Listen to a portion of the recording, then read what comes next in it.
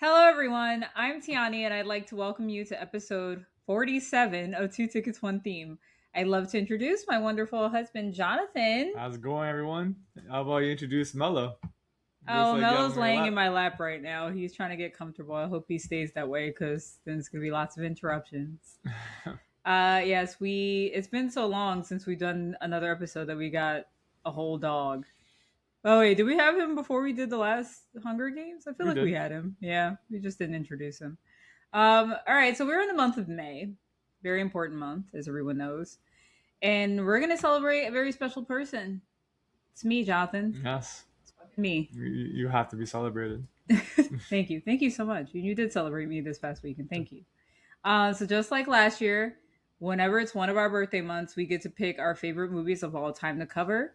And I'm going to start out with one of my favorite horror movies of all time, Scream from 1996. John, do you remember how old you were when you first saw this movie?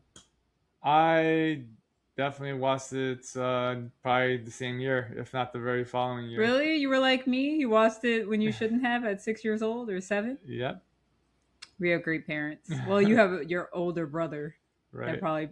Did you go to the movies? I'm no. I think I remember watching it with my family. Honestly, it has to be this movie where my cousin Christopher, before even the movie started, he just says this movie sucks.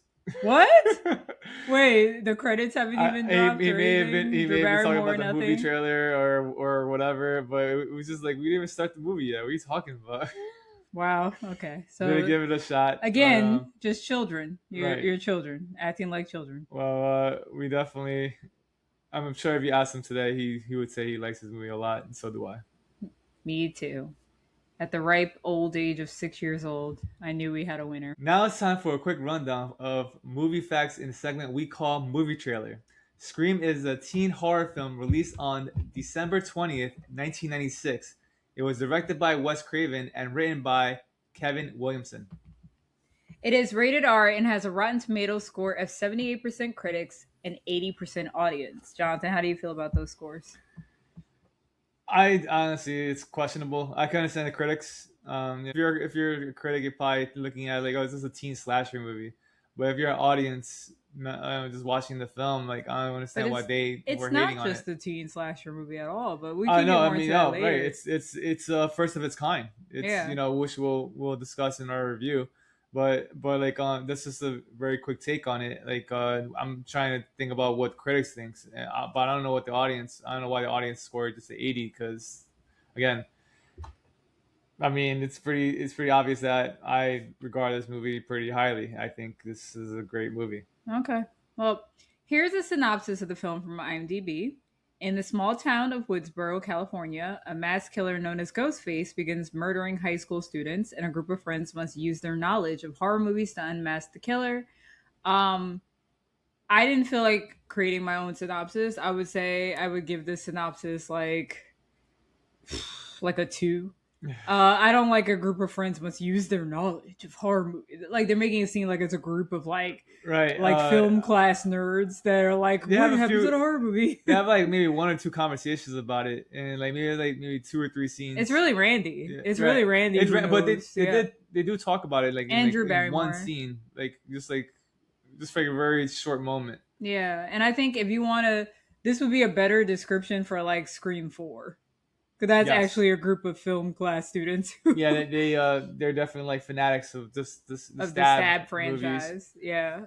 We're almost at showtime, so take your seats as Siani and I break down Scream scene by scene. If you haven't watched it yet, now's your chance. This is your official spoiler warning. Before we get into the plot, let's take a quick detour for some fun Scream facts. Today's fact segment is called Scream if you want to hear some fun facts. Scream? Jonathan, you know, Ah. wow. Did you like that one, Jonathan? Leave me alone. John, we'll start with the first fact. The film was originally titled Scary Movie, which was later used for a parody of this movie and other pop culture horror films in the Scary Movie film franchise. The term Scary Movie is mentioned 5 times.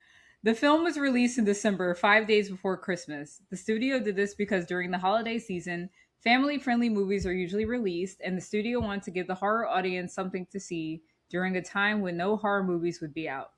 It opened at number 4 with 6.4 million, which led the studio to believe the film had flopped. However, the film's good word of mouth is what led to its success at the box office. With every week it went up or it stayed at the same place in the box office. By the end of its run, it ended up making over $100 million at the US box office. Wow. Yeah. I always think horror fans don't want to watch no Christmas. Right. I want to watch Christmas, but Right. I mean that's a weird time to release Scream.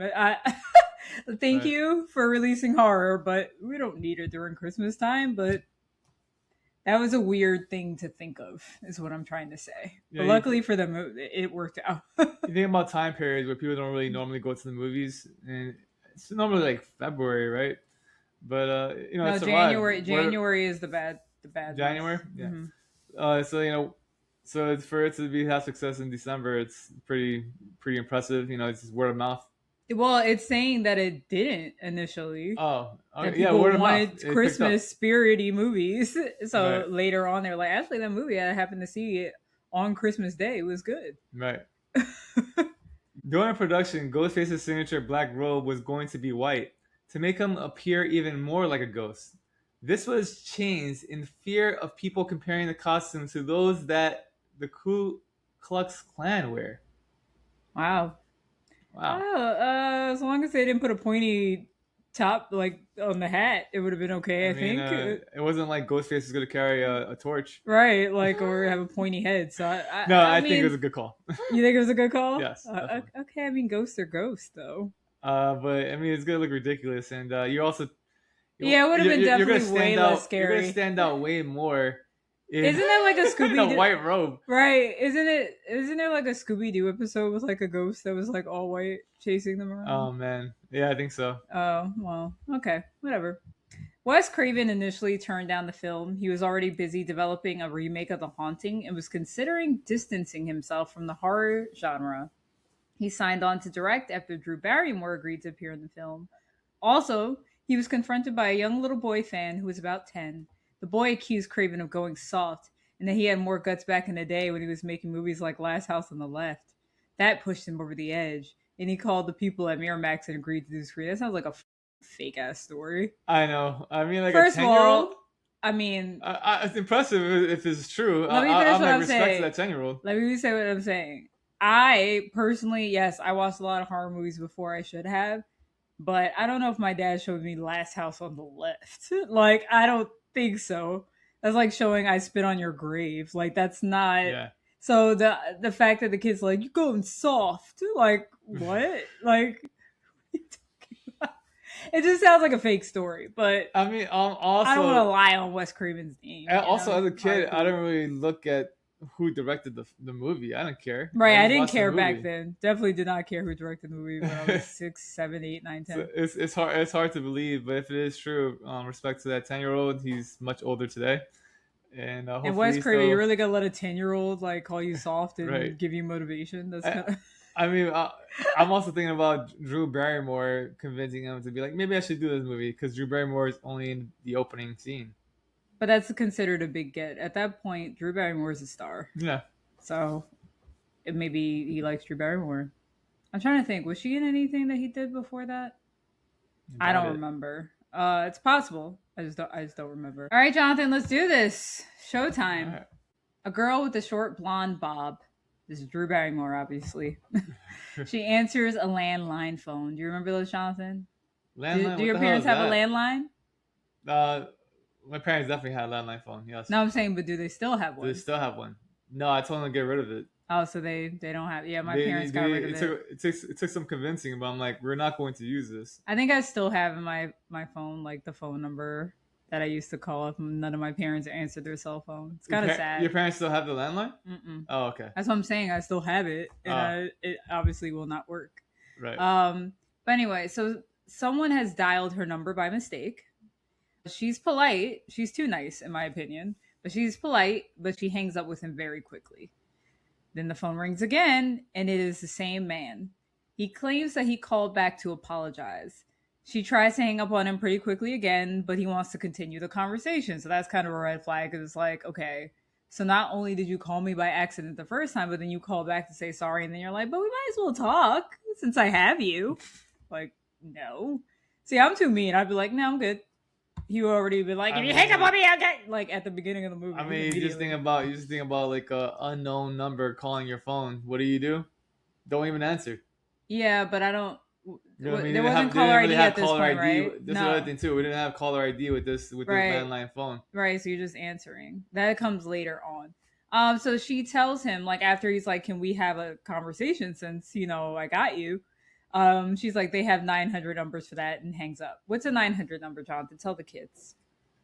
A 900 number? I'm guessing she means 800, right? No, 900 number is like those, sex phone lines. Oh, right. The sex. Oh, Jonathan, like... I didn't like me and my sister used to joke about the one that came on late I at never night. really paid attention to what the numbers were. Me and my sister used to joke about the one that used to come on late at night, and she would always be like, I want to hear your voice. Those, yeah. So she's like, no, dude, like, I'm not, you called me by accident. I'm not here to just be a friend and talk to you. Spend your money and talk to somebody else that's paid to do that. So, quick fact. Drew Barrymore and Neve Campbell did not meet Roger L. Jackson, who's the actor who played the voice, before shooting commenced. Whenever they are talking on the phone to the killer, they are actually talking to him. In fact, none of the cast met him. Wes Craven thought that would be better to bring out the shock reactions he needed from everyone when they heard that voice. Okay. Yeah, so it wasn't it like... definitely adds to the acting, right? Yeah. Because, I mean, he sounds like sort of a normal person right now, but when he gets upset, it's like a scary-ass upset, Right. All right, so the next shot we see is like an establishing shot outside the house to hone in on the fact that this girl is home alone in a big-ass house in the middle of nowhere. Just to let you know how alone she is, it appears that there's no one around, not even next-door neighbors. Tionni definitely mentioned this a couple of times in the film. She's like, I would not want to live in a town like this because there's just like the next neighbor is like it just appears to be miles away. Right, like if you can't run next door to your neighbor in an emergency, then you live too far away. Like I don't like living all up on a neighbor, but I still think it feels safe to have some nearby if something like this were to happen. Spoiler alert. Okay. I mean, you would think that the police station is also far away. So how long is it going to take for the police to come? All right. Well, yeah, we'll talk about that soon. So the phone rings again, and it is the same man. So it's starting to get a little elevated. Like, why does this guy keep calling? He questions why she doesn't want to talk to him because she don't know you. He questions who she is, and now he's getting too personal. He want to know her name, and she doesn't answer that question. He then hears her making popcorn, and it's that really... I never had popcorn where you put it on the stove, but I used to see it in the store. He hears her making popcorn, and she says she's about to watch a video, a scary movie in particular, and he asks her, what, Jonathan? What's your favorite scary movie? That's your best voice? Try again. What's your favorite scary movie? Okay. All right. This is better. And she answers Halloween. And then they discuss other horror movies, and they take a shot at Nightmare on Elm Street. The director of Scream is the director and writer of A Nightmare on Elm Street Part 1. But when he brings up, what about Nightmare on Elm Street? I love that one. She's like, well, the first one was good, but the rest sucked. Oh, no. And that was basically like Meta. Wes Craven shitting on the sequels. Because he didn't really have a part in them. He did Part 3, but... it was mostly saying, I never wanted sequels. So that was his way of calling back to that. This is true. We have talked about that. Right. He asks if she has a boyfriend. She says no, which I don't know why she says that, because that makes me think that she wants to talk to this man. And then he asks her name again, and she's like trying to steer away from that. So she's like, why do you ask? And he goes, because I want to know who I'm looking at. Ooh. And that alarms her. And then he corrects himself quickly and says, I want to know who I'm talking to. But at this point, she's alert and she's like, that is not what you said. You said looking at. So she looks out the window and she locks the door, which, why the was the door unlocked in the first place?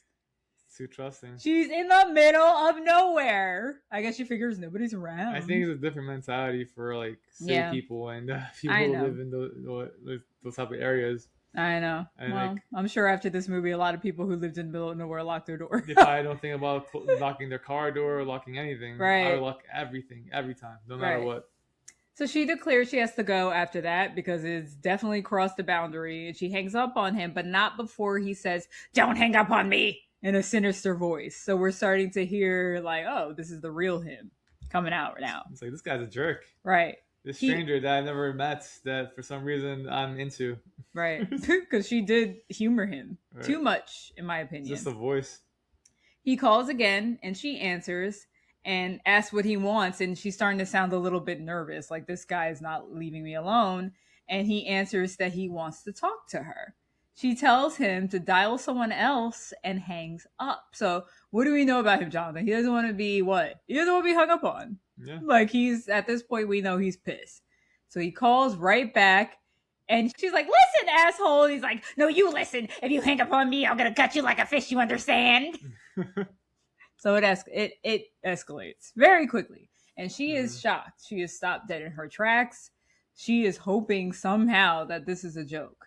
Because as you know, he said, "I don't know who I'm looking at." Right. So she's kind of worried that he actually might be nearby. He declares that this is not a joke, but it is a game.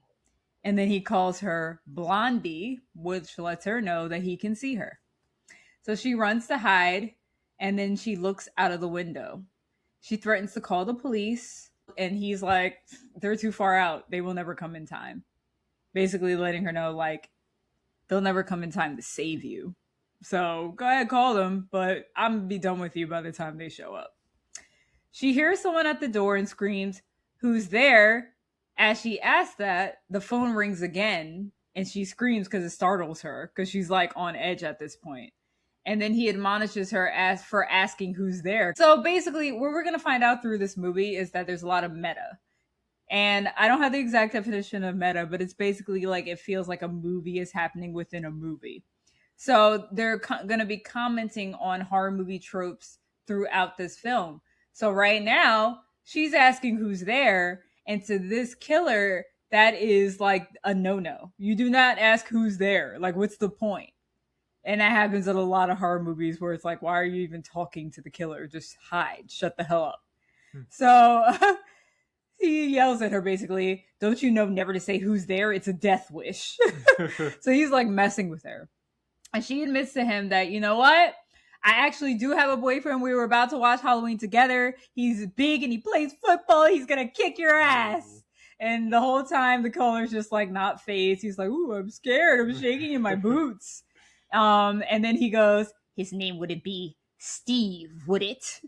And then she realizes that Steve probably has been captured. He asks her to turn on the patio light. So this isn't good. She does, and she sees her boyfriend Steve tied up and bloody outside. So at this point is really real. Because now we see that her savior is already captured. He was not big and strong enough. Nope, not been strong. I mean, in his defense, spoiler alert, guys, we already said it. If two people approach him and he is not expecting two people to approach him, it doesn't matter how big he is. Right. So the caller tells her that she has to play a game to save Steve. He instructs her to turn off the patio light. He explains to her that he's going to do movie trivia with her, horror specifically. And he said he's going to give her practice questions. You know, like no one's going to die, nothing's going to happen. Let's just make you feel comfortable. He's just with her because nothing's going to make you feel comfortable. So he asks, "Name the killer in Halloween, since that's your favorite movie." And she says Michael very confidently but scared. But she knows it's right. And he's like, "Yes!" I'm like, shut the fuck up. Right. You're not excited for her. This question doesn't count, like I said. So he's like, "All right, I'm going to give you this Steve life-saving question. This is for Steve. You're going to save his life if you get this right." So he says, "Name the killer in Friday the 13th. And she screams, "Jason! Jason!" Like, "Yes, I got it." And you hear the caller saying like, "No, sorry, that's not right. That's not right." And Jonathan, I don't know about you, but this is when I learned how to answer this question correctly. because I probably would have said Jason. I was 6 years old. Hmm. Anytime, I think I saw a post on Instagram that was like how black people say the names of movies. And one of them was like, oh yeah, put Jason on, not Friday the 13th. So I definitely would have said Jason. Oh, put Freddy on. Put Chucky on. Never Child's Play. Never Halloween. Never. It's the killer. And the main killer in Friday the 13th is Jason.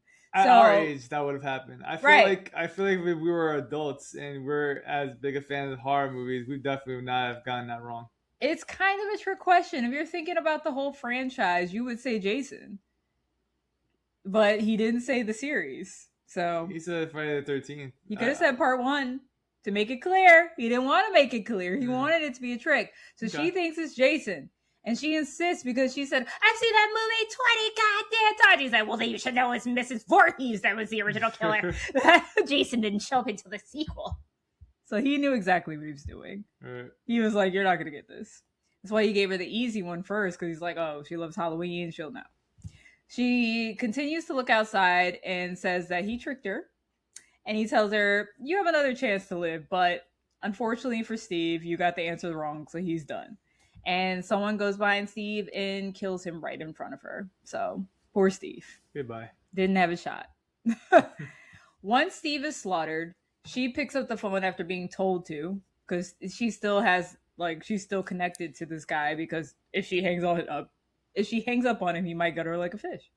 So he's like, I'm not done with you yet. So she picks up the phone and he tells her to answer the next question and she'll live. And he says, what door am I at? So he's not trying to save anyone.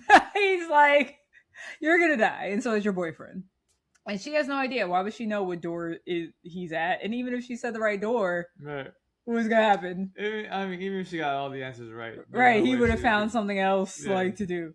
They were done. Right. So he tells her what doors he could be at. Basically, there's a front door and a back door. I'm like, okay, shut up. Like, like you're not trying to help her. If she picks the right one, then she'll live, basically. And she says she won't do it. Like, she's like, this is ridiculous. Like, I think in her mind, she knows he's not trying not to kill her. So I'm not going to humor you and pick a door just so that you can turn it around and still kill me. And so because she says that, he's like, your call, and throws a chair through the window. She runs for it at this moment because it feels like a distraction, I guess. So she runs through the house. She goes to the kitchen. She grabs a knife. I mean, that's smart. We can see that her stovetop popcorn is smoking because she's left it unattended for a long time. No. She goes out the back door, still holding the landline phone. She looks in her house and sees the person dressed in white robes with a white mask. I'm just kidding. She sees the person dressed in the black robes with the white mask walking through the house. So that's the first time you're seeing this character of Ghostface. She goes back to hiding and notices that her parents are arriving. So she's seeing this car all the way down the street. But obviously it's her parents, so she knows it's their car. They're still pretty far away from the house, not close enough for the dire situation that she's in. She tries to get to them as they enter the driveway, but Ghostface sees her through the glass door and grabs her. She hits him with the phone and runs to the front of the house. She does fight. She's trying. She hits him with the phone. She runs to the front of the house to get to her parents. She stops for some reason because I don't know, she needs to take a breath. I'm like, what are you doing, Drew? Keep running. And looking relieved, seeing her parents approaching the driveway, Ghostface tackles her to the ground. She's able to get up to run, but she is too slow. Ghostface catches up to her, covers her mouth, and stabs her in the chest. This is such a sad scene to me. It definitely is, especially because, you think about what happens after. The parents probably are thinking, like, we probably could have done something. Right. And, but they didn't know. I love what you have next. Okay, I don't know what I say. She falls to the ground and she kicks him in the groin. She is too hurt and tries to crawl to her parents, who are entering the front door, and screams for them, but her voice box appears to be damaged. Like, she's like, they don't hear her as they discuss the begonias and enter the house. They do. Begonias. They're looking at the flowers. But you put it because I always thought it was so funny because they're like, look at the begonias. Aren't they looking? I'm like, oh man, you have no idea your daughter's dying right there. She's literally like, they're at the door and she's like, not being able to like scream, here, not being able to scream for but help. She can't say your anything. Parents are right there, and you your last thought is like, my parents just Looking didn't at save me. flowers. I'm dead. Yeah, looking at the flowers. They look great. Looking at flowers. They're about to not care about those flowers in like 2 seconds. So at this time, you would think that Drew Barrymore's character would last throughout the whole movie. Let's talk about it later. Not yet. Let's finish the scene. Fine. They enter and notice the house is ransacked. So that's why I said they like the flowers for 2 seconds. Because as soon as they go in, it's a mess. And they're like, what the hell? Where is Casey? That's her name, by the way. So Ghostface catches up to Casey, turns her over to finish the job. He begins stabbing her repeatedly, like he's mad at her for getting that far. She reaches for his mask to see who the killer is, but of course we don't get to know who that is, but she gets to see the face of the killer before she dies. The parents run around the house and notice that the popcorn is burning on the stove, and they start panicking because obviously this is all indicated. The chair has been thrown through the window. I don't know if they've seen Steve yet. Probably not, but things are a mess. The dad tells his wife to call the cops. She picks up the phone, and this is the saddest part. She hears Casey on the other end struggling to speak and saying mom. And she's saying it with a really weak voice, so it sounds really pathetic, like begging her mom to help her as she's being dragged through the grass. Like she has her hand behind her head with the phone dragging through the grass. And then the call goes dead as if Ghostface realizes it's still connected and hangs it up. The man then tells his wife to get in the car and drive to the neighbors. Gotta drive to the neighbors, not run next door, drive to them. Fact, when Casey's parents come home to find something is wrong, her father tells her mother to go to the Mackenzies, which is the same thing Laurie told Lindsay and Tommy to do in Halloween, of which this movie contains many references. I didn't even think about that. I was like, shoot, that's true. They did that on purpose. We talked about. Clearly did that on purpose. Same thing with Billy Loomis. His last name is Loomis. Yeah. Obviously, Dr. Loomis. Oh, I wrote, see, this is the damn problem, LOL, that she had to drive to the neighbors. Right. On the way out, the mom sees her daughter hanging from a tree, and she screams a blood-curdling scream that to this day still gives me chills every time I see the scene. And then like the camera like zooms in very quickly on Drew Barrymore's face hanging from the tree. One of the craziest cold opens of a horror movie I've ever seen. And Jonathan wanted to get into, they did a Psycho, basically. Janet Leigh was the star. This is also Jamie Lee Curtis's mother in real life. She was a star, a big star at that time. People thought she was going to be throughout the entire movie. And she died right at the beginning of the film. So that they did that with Drew Barrymore. She's very famous at this time. People thought she was going to be the lead. And she doesn't make it 5 minutes through the movie. I thought she'd be the final girl. 10 minutes? 15? How long do you think the scene goes? 10 to 15 minutes. Yeah. So great cold open. No notes. Still effective even after you've watched it 30 times. Title scream pops up after that. Maybe less. But yeah, I mean, if you think about like if something like that can be done today where things can be kept secret, and we actually saw it can be kept secret. We think about the Spider-Man movie, right? Like it was always speculated, but we didn't know for sure. All the things we that saw happened. all the Spider-Mans, and we were just so hyped. That's what you're comparing this to, Jonathan? I mean, I love that movie. I do too. I'm just comparing it based on keeping something secret from a movie. Like, can we do that today? Like, is that possible? Well, I'll say I think it also depends on like the size of the movie too. Another thing is just keeping the trailer very simple. Yeah, that's true. And not giving away every single thing that's going to happen. Yeah, they try to do that with I mean, it was easy to figure out, but they did try to do that with Sinners. Yeah, Sinners. So we are introduced to Sidney Prescott, played by Neve Campbell of Party of Five fame at that time, who is typing away at her computer, and she hears a noise at her window. Her boyfriend, Billy Loomis, played by Skeet Ulrich, love that name, is the culprit. You don't like the name Skeet. Right. So is his name Skeeter? I guess. Which is worse. He climbs in the window, and then a furious knock at her bedroom door alerts her that her dad heard her scream, because obviously she screamed very loudly like somebody was attacking her. And being the dad that he should be, he comes to check on her. Billy hides as her dad, Neil, played by Lawrence Hecht, comes in and he questions her about the scream. She says all is well, and he looks very wary about the situation, but he lets it go because he's like, "You screamed bloody murder, but all is All right, well." all is well. You should have been looking all over the I bedroom. also would have. Right. I need further explanation. Right. Like, why did you scream? At least say you were Right. watching a horror movie or something. You saw a spider or something. Right. Right. Seeing a spider. That would be the thing, right? Right. He reminds her that he's about to leave for a business trip in the morning and won't be back until Sunday. That's how he says it. It bothered me. She says, "Have a good trip," and he leaves. He asks one more time. I could have sworn I heard screaming, but he still does not check the room. I can't even picture leaving the house to a teenager for days. Yeah. I don't think. I mean, my parents definitely did, but I guess they felt like we had each other. At least, Right, and there's the three of us, not just one. She's the only child, right? And his wife got annihilated recently. Right. That's kind of crazy, like, actually.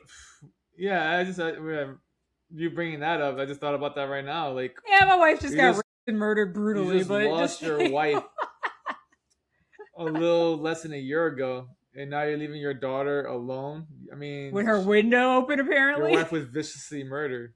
Right. So I would keep her tight. I'll hold her and keep her close for as long as she lives or lives under my roof. Right, and I would say, at least if you heard about the first murder, you would come right back home. But we know what happens. It's only been right. Less than a year. Also, well, let's do this fact first. Billy climbs through Sydney's window, startling her, just like Glenn did to Nancy in A Nightmare on Elm Street. We're just looking at the horror parallels, the meta, the references.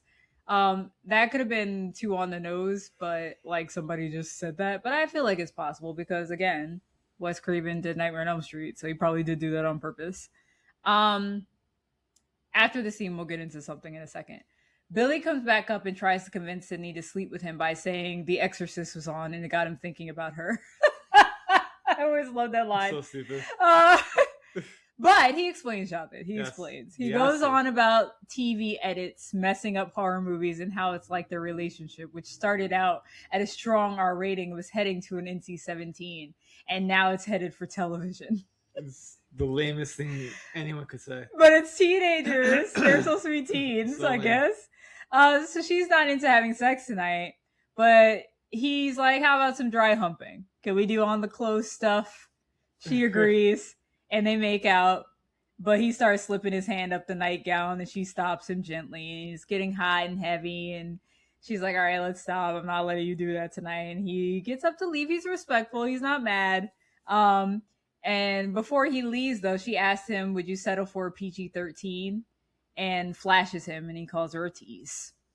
Fact, Neve Campbell was originally going to say no to the film as she is especially afraid of horror movies. But when hearing her co-star Skeet Ulrich from The Craft was going to appear, she agreed. Okay. If you were ever wondering why back-to-back movies they were in together in the same year. The Craft could be a scary movie. It is, yeah. It's a scary movie. I mean, it's considered horror. And she's like, you know what? Yeah, sure, I could be in another horror movie. Right, Jonathan. So huge spoiler alert, giving you another chance. I was watching this again for like the 1,000th time, and of course this comes to my head for the first time somehow. Big spoiler alert, the killers are Billy and Stu, who we meet later. Or we just met Billy, we'll meet Stu later. And I was thinking about how they probably just came back from Casey's house, the two of them, from killing Casey and Steve. And then Billy was like, all right, you go and kidnap, spoiler alert, her dad. While I'm distracting her, trying to have sex with her, and you go get the dad. So like, I was like, oh shit, Stu was probably downstairs kidnapping the dad.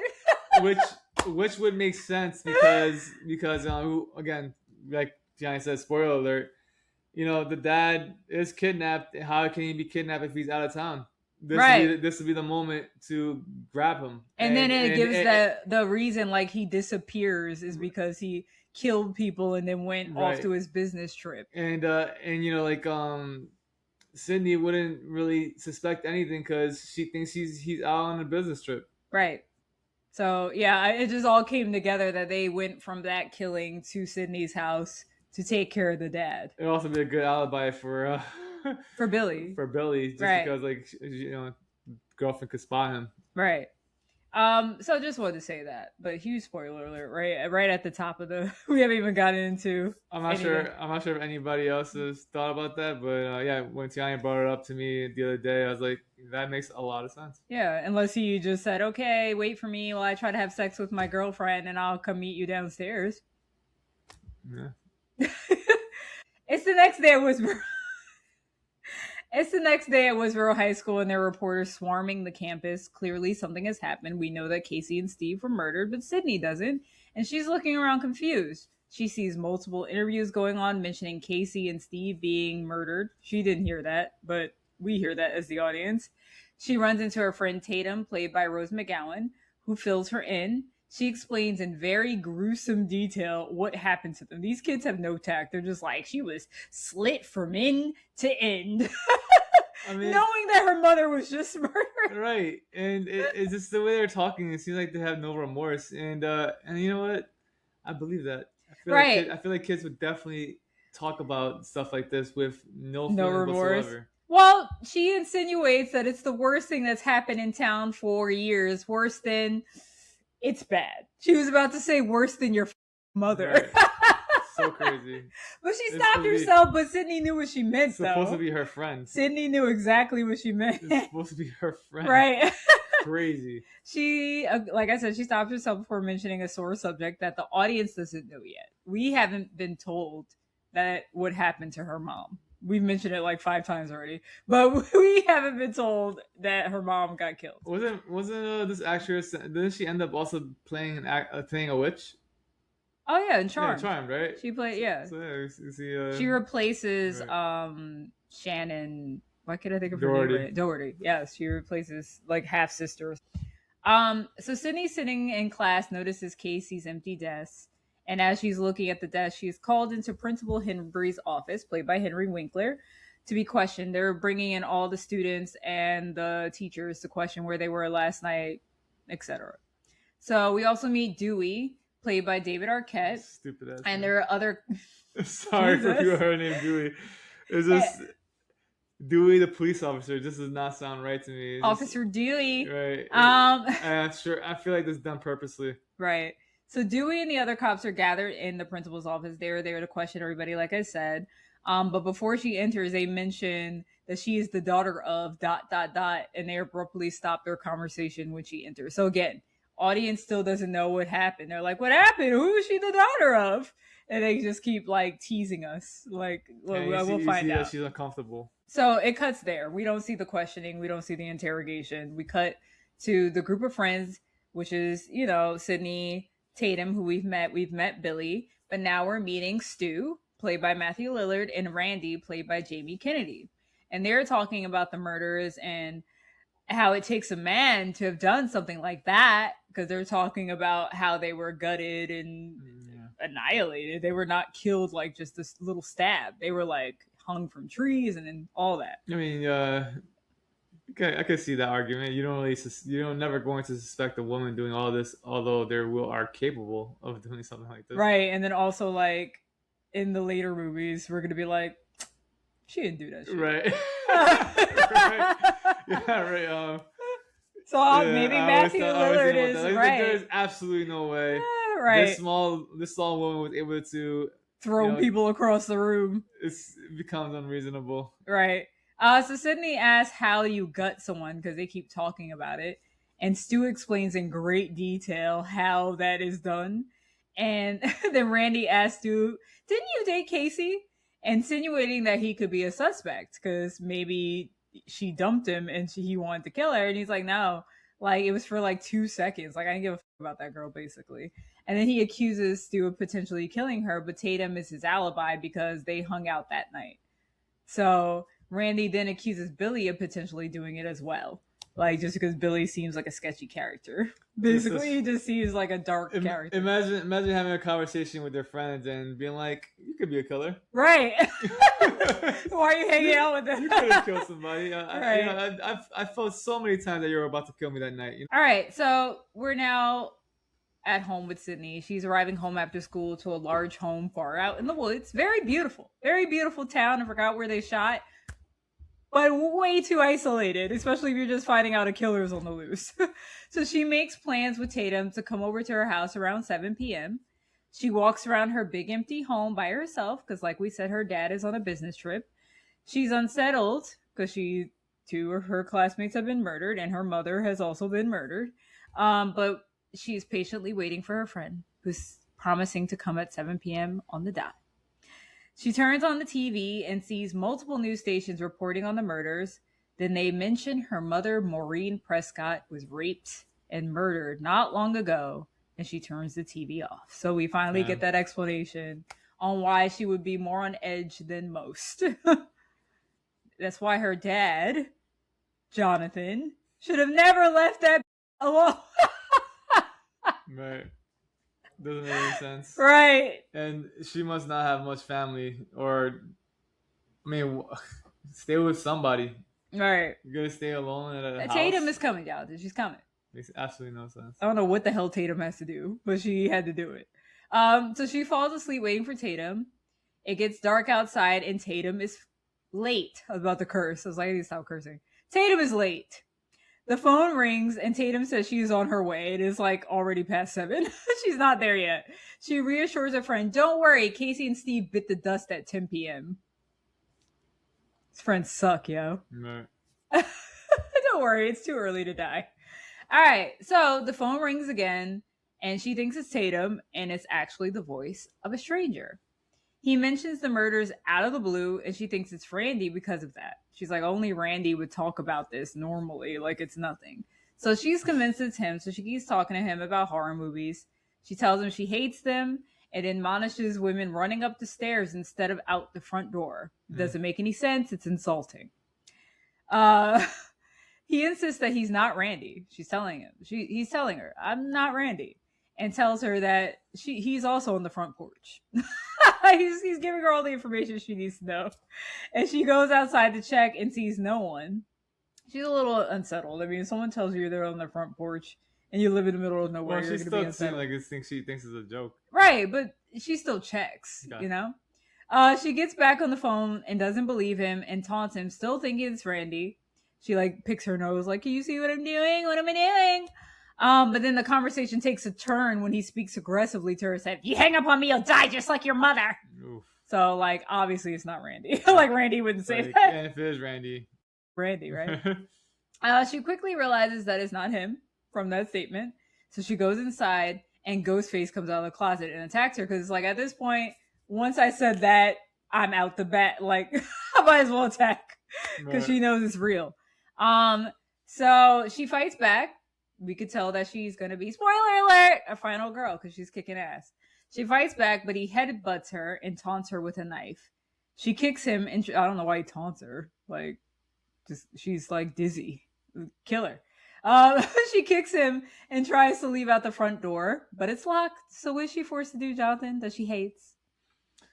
Well, she runs up the stairs. Right. She was just a few seconds ago making fun of that. Yeah, she was just making fun of the big-breasted blondes that go upstairs instead of outside. You were neither, and you still ran up the stairs. Right. So this is another meta movement. Like, you're gonna have to run up the stairs. Maybe you should understand the big-breasted blondes. Maybe their door was also locked. Right. Maybe the killer is downstairs, and you have to go the opposite direction. Right, Sydney. Damn.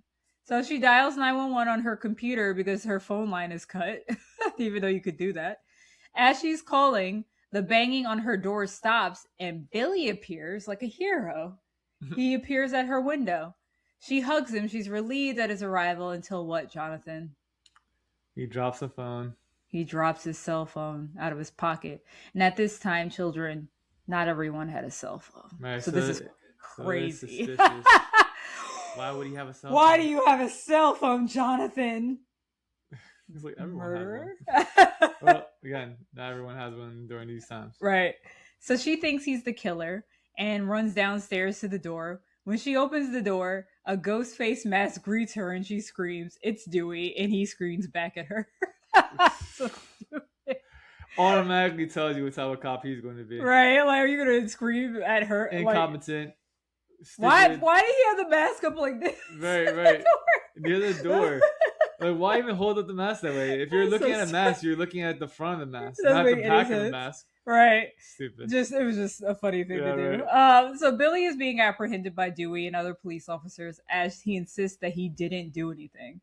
As he's being hauled away, he's screaming, "Sid!" as he's leaving.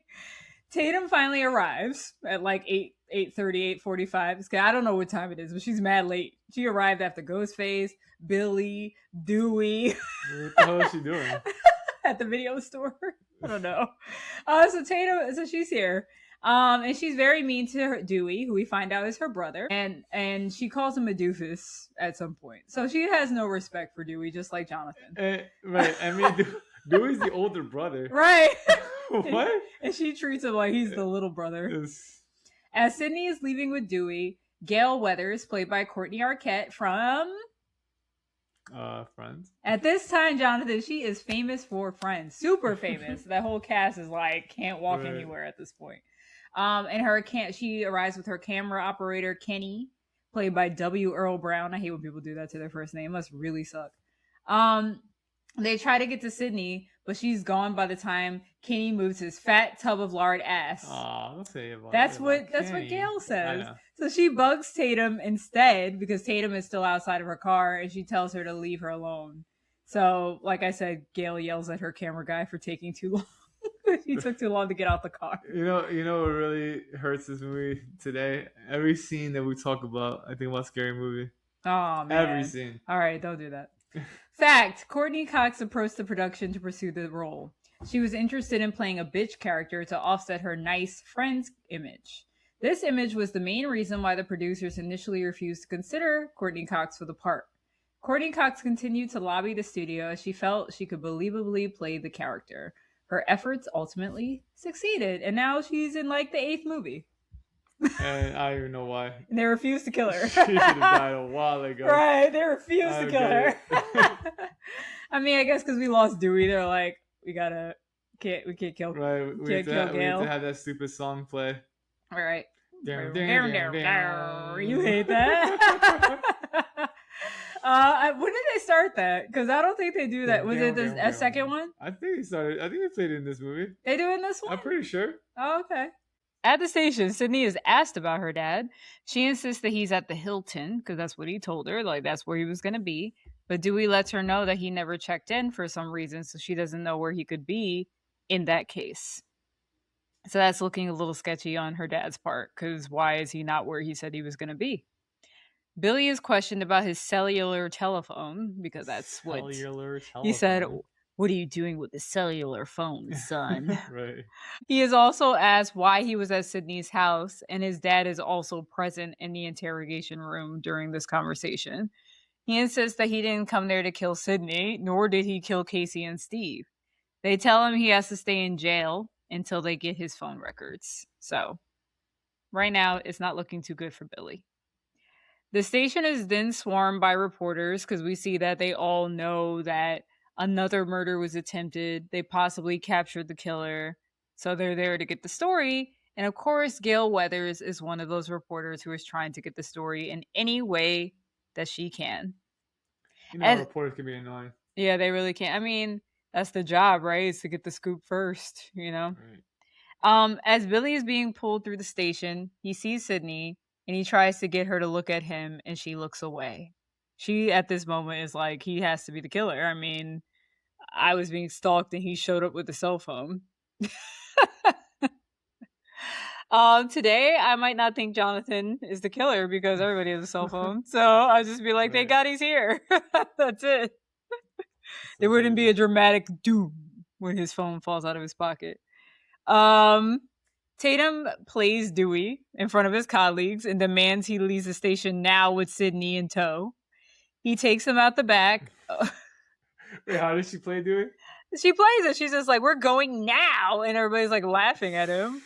Like he's like, okay, not in front of my friends. Well, no, Right. not in front of my colleagues. Something like that. Wow. I mean, Yeah, what? How is that your response? You right. sound like Not at work, Tatum. God. You She should have been like, I would have said some crazy shit, honestly. right, like shut the hell up. He takes Tatum and Sydney out the back way to avoid the reporters, but then he leaves them unattended while he goes to get the car. And as they're alone waiting for the car, Gail finds them.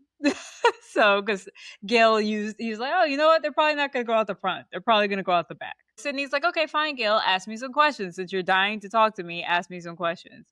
She then asks Gail about her book, and then she says, I'll send you a copy. And Sydney punches her out. So we learn from there that they obviously have a history. There's no reason why Sydney would just punch her in the face like that for no reason after saying she'll send her a copy.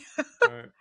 All right. So we are back at we're not back at their house. I don't think we've been here before. But we're at Tatum and Dewey's house. Dewey still lives at home, and back then that was like not a great thing for 20 somethings. Now it's, millennials are effed up, so we stay at home a little longer. Mhm. But at this time, Dewey's a cop. He should be out of the house. He still lives at home. They're definitely trying to make him look like a lame by being at home.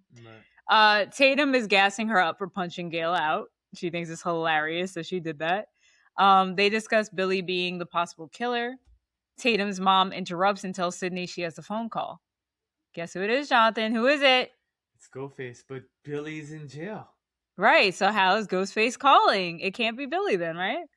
He accuses her of accusing her boyfriend of being a murderer and declares that Billy didn't do it. Dewey, having heard Sydney scream, comes to the phone, picks it up, and says, hello? Man, they really make this character look so incompetent and so stupid. Right. And That's why they go ham in Scary they Movie. really go ham in Scary Movie. Right. Oh man. And then it's really bad. This is the first time we hear that song, Right Red Hand. Is that what it's called? Doom, doom, doom. That they love using in these movies. Yeah. All right. So the next day, the town seems eerily quiet. They just do like a shot of how quiet the town is. Nobody's really walking the streets like that.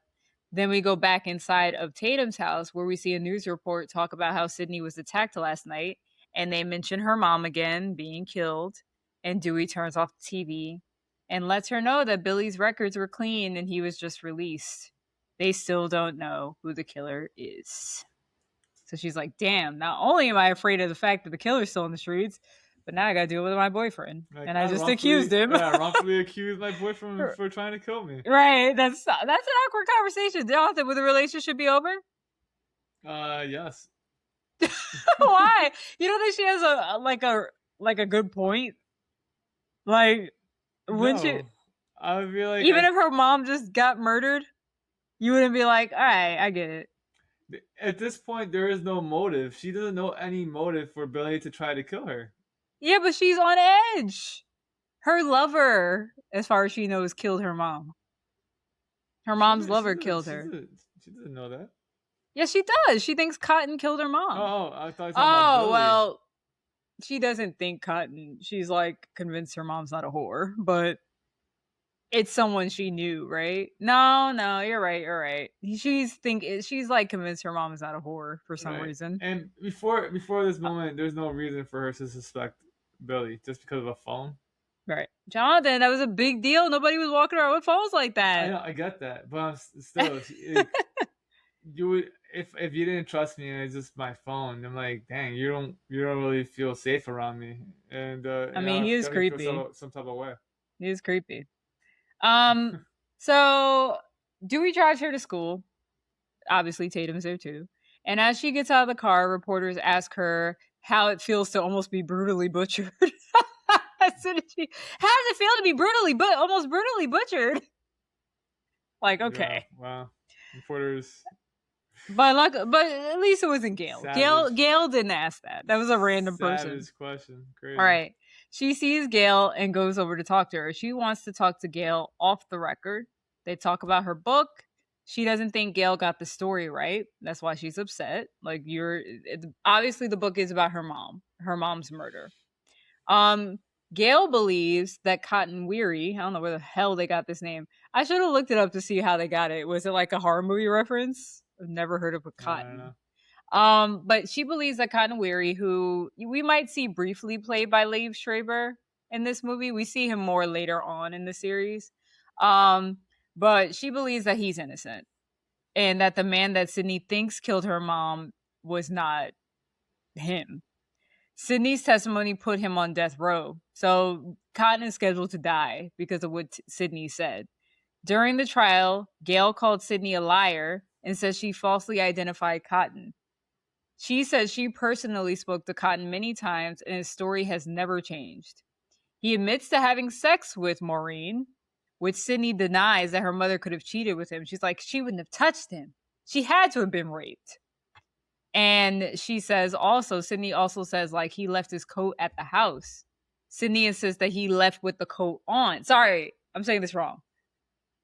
Gail said, yeah, he left his coat at the house, but that doesn't mean anything. Like that they were just having an affair. But Sydney's like, no, he actually left with that coat. I saw him leave with the coat. And then that's when Gail says, no, you saw someone leave with the coat. That same coat was planted in his car to frame him.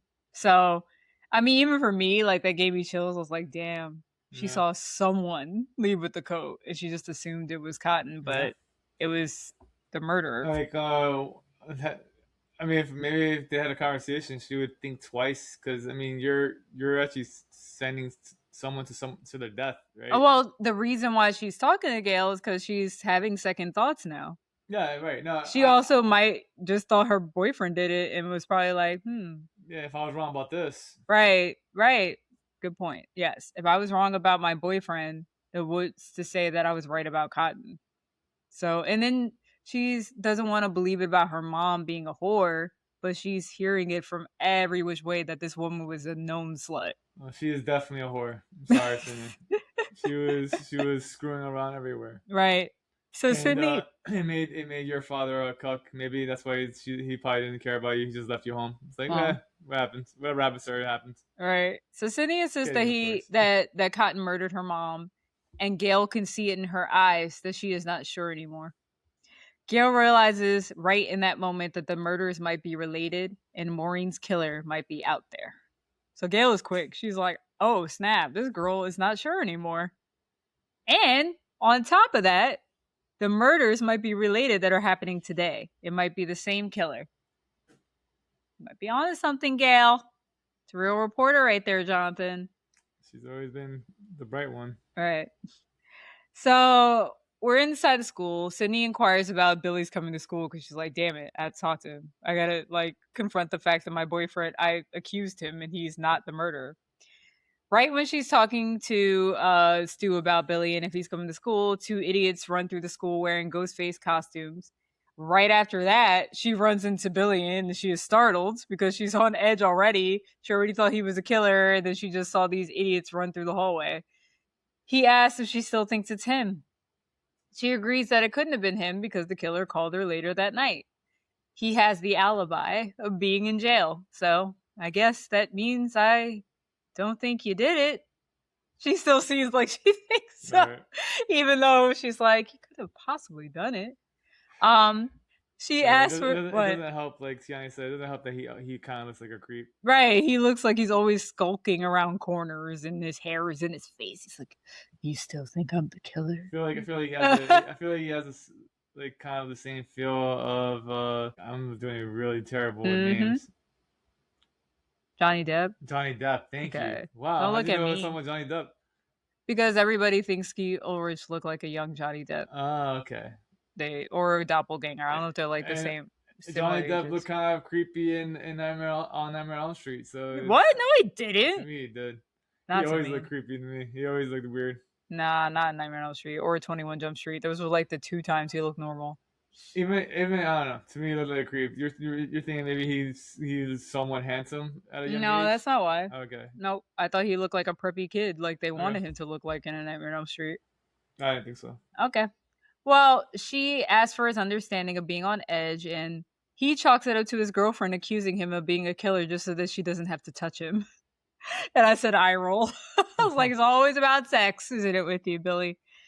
He then proceeds to accuse her of not being the same since her mom died. He declares it's been a year and she should be over it by now by saying, I think it's time you got over that. If Good it wasn't point. over then, it's over now. Such a good point. Wow. Right. It's time you got over that. It was a year I ago. can't believe she didn't see it that way. And she was murdered and raped brutally. And knowing what we know now, he did it.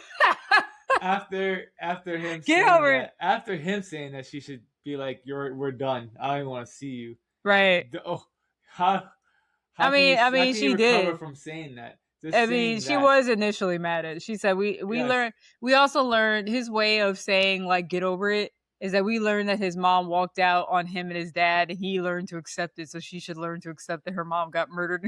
No. Your mom's still alive somewhere out there. It's so crazy. He's like, I just want my girlfriend back. You haven't been the same since. Wow. Wouldn't you? I would be afraid to trust anybody if that happened to me.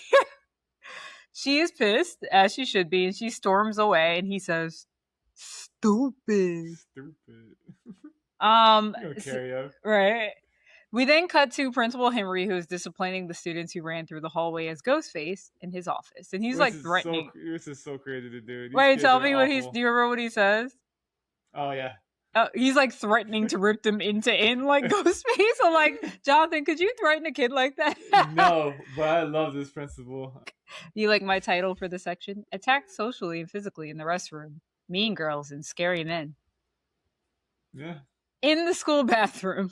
This is where Sydney ran off in a huff. Sydney hears two mean girls talking shit about her being a liar, about, saying Billy killed her. And, well, I think they're talking about her accusing her boyfriend and also lying about Cotton killing her mother. And they're also accusing her of being the new killer, that she probably is the one that actually has been doing all these murders. She hides in this. So when these girls come in, she hides in the stall. So they're going on and on about all these theories that they have about her being the killer, like she cracked. And now that this is like another meta moment, because this is what happens often. Like, you went through a traumatic thing, so now you're doing the same traumatic thing to other people. No. That's basically what they're saying. Hurt people. Right. So then they talk about her mother being butchered and about her being a tramp. They think, like I said, that she could be the killer because she's traumatized seeing her mom get butchered. And that's when we find out. I don't think we know before that she saw it. Like, I think we know that she saw the killer leave, but I don't think we know that she saw it happen. So that's kind of crazy. They didn't leave the bathroom, not knowing that they said all these things and the girl was in the bathroom with them. So she leaves the stall and she's like, damn, maybe I am crazy, because she's feeling regret from accusing her man and not getting over her mother, who clearly was a slut, fast enough. Like, even if she's a slut, you're still going to be sad. But as she's trying to recover, she hears someone else is in there. And she's like, wait, I thought there was only the two girls and they left. In the bathroom stall, she sees a set of combat boots under one of them. And then she sees the Halloween Ghostface costume fall over the boots. And at that moment, she knows she needs to go. So she runs for it. And as she's running for it, he lunges at her from the stall, but she gets out just in time. So that was just a quick, scary scene to put us on edge that he could be anywhere. So now, school's out, and so is the principal. Dewey arrives. Dewey arrives at the school. I had a lot of fun with these titles, Jonathan. You're not laughing. All right. So Dewey arrives at the school. Sorry. Wow. Dewey arrives at the school and Gail approaches him. She asks about what's going on, trying to get info about the investigation by flirting with him. Although she is using it as a method, it seems like she's slightly into him for some reason. She's into Dewey. For some reason. Did you like Courtney Cox more than Jennifer Aniston? And Friends? I thought they were equally pretty, honestly. Oh, okay. All right. So I thought you were gonna be like, I don't understand how she could get, because Courtney Cox. David Arquette got Courtney Cox in real life for a very long time. Yeah. Got married and everything. I don't know if they had kids, but they definitely were married for a long time. So while they were chatting, the principal announces that the school is canceled and they're implementing, sorry, that the school is canceled. He's announcing that school is canceled and that they're implementing a 9 p.m. curfew. So the kids are excited. They're not thinking about the reasons why school is out. School's out because there's a killer on the loose. That's why. But kids are kids, right? We actually had this conversation about something darker than this, but yes, I mean, like if you don't have school, that's the first thing. You're like, oh, we don't have to we don't have to do work. Hell right? Yeah. Hell yeah! Like we're now out in the world, just sitting ducks for this killer. Right. There's one scene in here that we always laugh at because she's talking about like he's talking about how he's a fan because he watches her show all the time. And he's like, oh, she's like, really? Like they said my age group was like men 18 to 24. And then they get interrupted by that announcement that there's a 9 p.m. curfew. And then I forgot what she says to him, but he's like, I was 24 for a whole year. Basically God, saying really? like I was in the age demographic. Oh, she said, so you do watch the show? And he's like, I was 24 for a whole year. Dewey probably thought that was like the suavest line. He committed to it, Jonathan. She liked it. Like he knew that it was flowing. So I mean, for her, she probably thought it was cute, but you don't want to look cute. You want to look. She liked it. It worked for him. It worked for him. He's a man of authority too. You know, it's just I don't know. I forgot to mention she also asked Dewey about Sydney's father, and then he confirms for us all that he still needs to be ruled out as a suspect because it's looking a little sketchy that he can't be found where he's supposed to be. The students are excited about being let out of school, like we said, and they make plans to have fun before curfew. Stu announces that he's having a party at his house that night. They claim it would be safer to stay together. I feel like in horror movies, anytime they're all together, they just get picked off one by one. Let's see if that happens, shall we, Jonathan? You kind of want to have, you kind of want to be with actual adults. I mean, right. They're all still teenagers. Right, and you want more than just Dewey nearby to protect you. And whenever teenagers are just together as a group, they're more careless. Right, exactly. And doing things like underage drinking, having sex. Right. We'll talk more about the rules later. Going places alone. So back in Principal Henry's office, he's trying on the Ghostface mask for some reason. And he hears a knock on the door, but no one is there. He looks around his office in fear. But then he hears another knock and looks around more. He opens the door to his office and he sees a man dressed like Freddy Krueger, played by Wes Craven. It was a custodian. Right, he's outside in the hall wearing the whole get-up with the striped sweater and the fedora hat. And he's like, I forgot what he says. Doesn't he say like, all right, you assholes? And then he's like, what did you say to me? He's like, oh, sorry, Fred. Right. So he goes back inside and he opens his closet, but nothing is there. But then Ghostface comes from behind the door and attacks and kills Principal Henry. Oh. Hembry. Not Henry Winkler. Principal Hembry. Right. Oh, Henry Winkler. There was a lot of Fonzie references apparently in the scene. When he opens the closet, apparently there's like his jacket in the closet. Oh, I didn't see that. Also, when he's looking in the mirror, he fixes his hair like Fonzie. Oh. So they definitely made that meta too. That's funny. All right, so Tatum and Sydney are at one of their homes in a park somewhere. They're outside discussing Maureen's murder, her mom, Sydney's mom. And Sydney is having second thoughts about the rumors surrounding her mother's affairs. She doesn't want to believe her mother was a whore. So Tatum admits to slightly believing in Maureen's tryst. She's like, you hear it so many times, you start to believe it a little bit.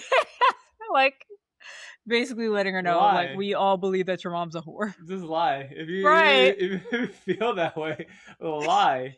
I'm starting to think that Tatum didn't deserve her firstborn to be named after. Oh, right. Sydney's firstborn daughter to be named after Tatum. She seems like, she doesn't seem to be the best friend, a great friend. She's awful, honestly. Right. Like, yeah, I started to believe your mom was a whore after all the stories I've heard. Crazy. Sydney worries she was wrong about Cotton and the killer is out there. She admits that to her friend. As the girls are talking, we see ghost faces nearby in the trees stalking them. That's why I was like, why the hell are you outside? This is why there needs to be more parents. Where the fuck is Tatum's mother? We saw her before. Where is she? Bring your ass inside. And if Sydney is at home by herself again, then she's a dumbass. There's too much trust. Anyway, okay, we're at the video store. This is where Randy works.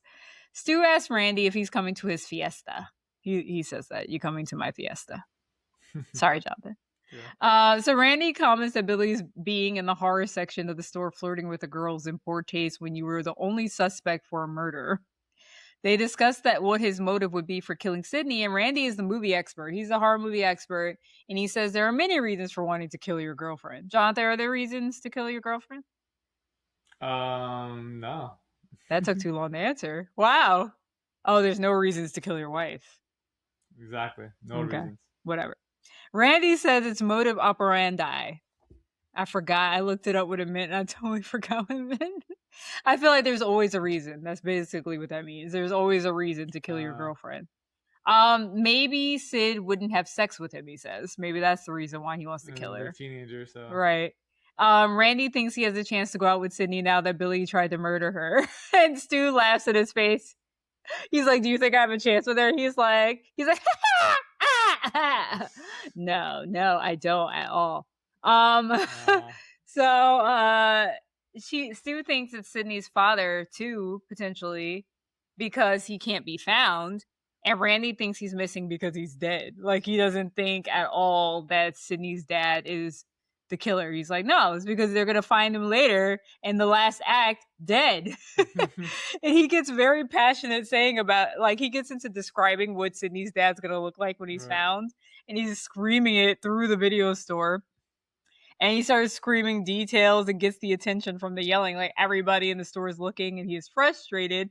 And he says, if people would just watch horror movies, specifically prom night, the cops would save time. He screams, there is a formula, people. Everyone is a suspect. And everyone looks at him like, what the hell is going on? Yeah, you can't be talking passionately about this. Right, not right now. And Stu looks like, can you be quiet? You're like drawing attention to us.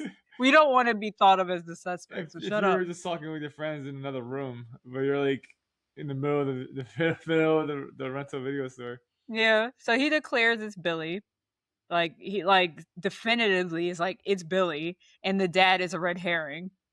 Billy appears out of nowhere and startles Randy and asks why Randy can't be considered the killer. And Randy agrees because he knows a lot about horror that he should be one of the first people to be suspected, but he's probably only saying this because he's like really afraid of Billy because Billy's creepy and he thinks he's the killer. Yeah, so he's like, all right, yeah, it could be me. You're right. I should be the first one to be thought. I think he also likes being possibly a suspect. I don't think that at all. I think he's just scared of Billy. He doesn't want to be killed next. He's definitely scared of Billy. Especially the way he asked that question. Right. Like the way he looked, he's like, oh, he definitely. He's like, how do we know you're not the killer? Right. Like, so he's, I don't think Randy. Oh no, he says that afterward. He's like, you telling me that's not a killer? He says that when Billy leaves. Yeah, so he's like, no, I'm not convinced. Like, you're the killer. All right, so everyone is closing up shop because of the curfew. We see stores closing early, people going home. However, the teens are preparing for a fun night at Stu's house. Dewey is sanctioning this for some reason by letting Sydney and Tatum go to the store to pick up party supplies. So like I said, it appears that the party is happening before curfew, but I just feel like because Sydney was recently attacked and probably people close to her will also be attacked, they should not be going to a party. I don't care what time the party is. They should not be going, Dewey. And why are the parents letting their kids do anything? Right. I also asked where are Stu's parents, but apparently they're not home. These parents don't care about the kids. Not at all. Because wouldn't you come home if you heard that the town was being stalked by serial killers? Right. These parents don't give any Fs. Right, not at all. So they discuss how much of a ghost town Woodsboro is, and they talk about how it looks like the town that dreaded sundown, which is a movie. So it looks like a movie. And Dewey thinks that Sid would be a good young Meg Ryan. I don't know why. And then she says, with her luck, Tori Spelling would play her. Should Tori Spelling be offended by that comment? Who's Tori Spelling? Tori Spelling's not the best looking one in Beverly Hills 90210. Oh. Okay. So I feel like, but the reason why I ask you, should Tori Spelling be offended by that comment, is because she ends up playing her in like the Stab Oh yeah, movies. right. Yeah, like the what would you call that? The movie of Sydney's life. Tori Spelling does end up playing her. It's like Tori Spelling and Luke Wilson. It's funny. Remember that? All right. So at the grocery store, they discuss Sydney's intimacy issues, and Tatum understands why she wouldn't be into it after the nature of her mother's death. So that's a very understanding thing that Tatum says. As they chat and shop, Ghostface follows close behind. Dewey runs into the sheriff and finds out that the calls have been traced to Neil Prescott's phone. So right now, Sydney's dad is looking like the killer. He notes that tomorrow is the anniversary of Maureen's death as well. So it's a big day. Dewey takes this in as he chows down on an ice cream cone. Chow down. He really is, though. Like, he's having a serious ass Yeah, conversation. He's just like, going ham. Yeah. right. Wow. So anyway, the sheriff assigns him to help find Neil. I don't know why they keep assigning Dewey to be on Sydney duty and also finding a suspect. Can you please find anybody else? He's like, yeah, sir. And he's chowing down on the ice cream cone. How did they handle the ice cream cone in Scary Movie? Do they do that? Do They make fun of him eating the ice cream? Maybe. I don't remember that. You don't remember that one? I feel like they might. I can't remember, though. All right, so Dewey brings the girls to Stu's. I guess he figures it's okay because he's going to stick around. Whatever. Following close behind is Gail Weathers and Kenny and the news fan. This is not just a small get-together. This is a party. Like, there are a whole bunch of kids coming to the house. Right. Lots of people arrive, and Stu tells Tatum to go get more beers in the basement. Jonathan, what do you think? What do you think? Do you think there's much longer for Tatum? You should never separate from the group. This is one of the rules. And she's getting beer. But, I don't know. Maybe the killer sent her to get those beers, Jonathan. He knew it was about to happen. Maybe. Like, Billy might be in the basement waiting for you. Go get some beers. So Stu announces that Gail has arrived at the party, and everyone is excited since she is semi-famous, like she's locally famous. Tatum is pissed that Dewey brought Gail there because Sydney and Gail have a history, so he's like, why the hell would you bring her here? And she's also a reporter, so she's probably trying to get a scoop. Like, why is she here at the party where there's teen drinking? That's another thing. Dewey, you're a cop. They're drinking. He sucks. He's god awful. So anyway, the kids are all fangirling Gail. And while they're kind of distracted, Gail hides a camera in the living room, like on top of the TV. All right, so we're into Tatum's scene. Aw, Tatum. This is a very famous murder, though. Like, this is a big one that is very memorable. So you go out well, girl. Tatum heads to the basement to do her hostess duties because I don't know if we mentioned it. Oh yeah, we said that Stu was her alibi, or sorry, she was Stu's alibi. So you can insinuate that they're boyfriend and girlfriend from that. So she's helping her boyfriend. He asked her to go get the beer, so she goes. She leaves the door open as she approaches the fridge, like the door to the basement. The door slowly closes shut as if somebody's behind it, closing it, and not wanting to alert her to it closing. A cat startles her and runs out the kitty door that's in the garage door. There's like a little kitty door that the cat can leave through. She grabs the beers, maybe 7 of them, as many as her little skinny arms could carry. And she heads to the now closed door. And I'm sure she's like, I could have sworn I left that door open. The lights then go out and she realizes that she's locked in. The door was locked on her, or it's slam locked, or somebody locked it. She calls for anyone to hear her, hoping that they will hear her screaming and open the door. But then she notices that the garage door is propped open. So she's like, all right, I'll just go out the garage door and go to the front door or whatever. But as she approaches Jonathan, what happens? She stopped. Why she stopped? The killer's there. The garage door closes, Jonathan. The garage door starts closing as she approaches the door. The killer's there, though. Okay. Yeah, no. She walks towards the garage door. It starts to close, and she assumes, let's say everybody assumes that all houses are built the same way. So the door opener is by the door. So she turns around like, is somebody closing the garage door? Right. And Ghostface is over there closing the door. So Ghostface is not at the garage door. He's at the switch. He's in the room. Yeah, right. Yeah, but she has to turn around to see him at the switch. Right. So at first she's slightly annoyed, and thinks it's Randy messing with her because Randy's the one into the horror movies. So she's like, oh God, Randy, leave me alone. Yeah, why do you keep thinking it's Randy? Yo, leave him Because he's the alone. horror movie fan. Leave him alone. Right. So she asks, what movie is this? I Spit on Your Garage. So she's referencing I Spit on Your Grave. And she goes towards him thinking it's Randy. And so she's not scared because she thinks it's him.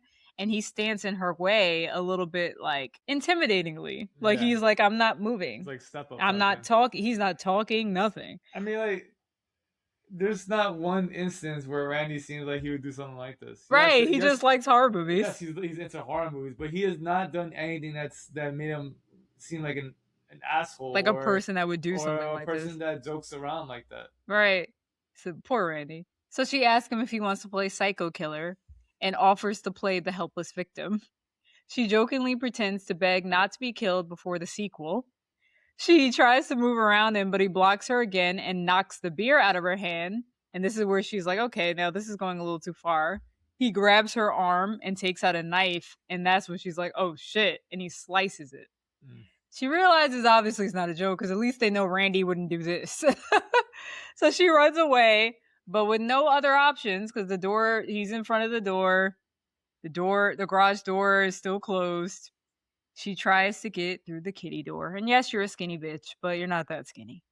So she can't really fit and she gets stuck because it's for a fucking cat. And Ghostface uses this opportunity to do an easy kill. He turns on the garage door and opens it up so that she is crushed to death. I wonder if that's actually possible. Like, there's no like. Did you ask me if her weight would weigh down the door? Like, I was thinking like the weight could not. The weight, I don't know. She's pretty skinny. It's just I can't really see that being possible. Like, there's no safety measure. Like, I don't know.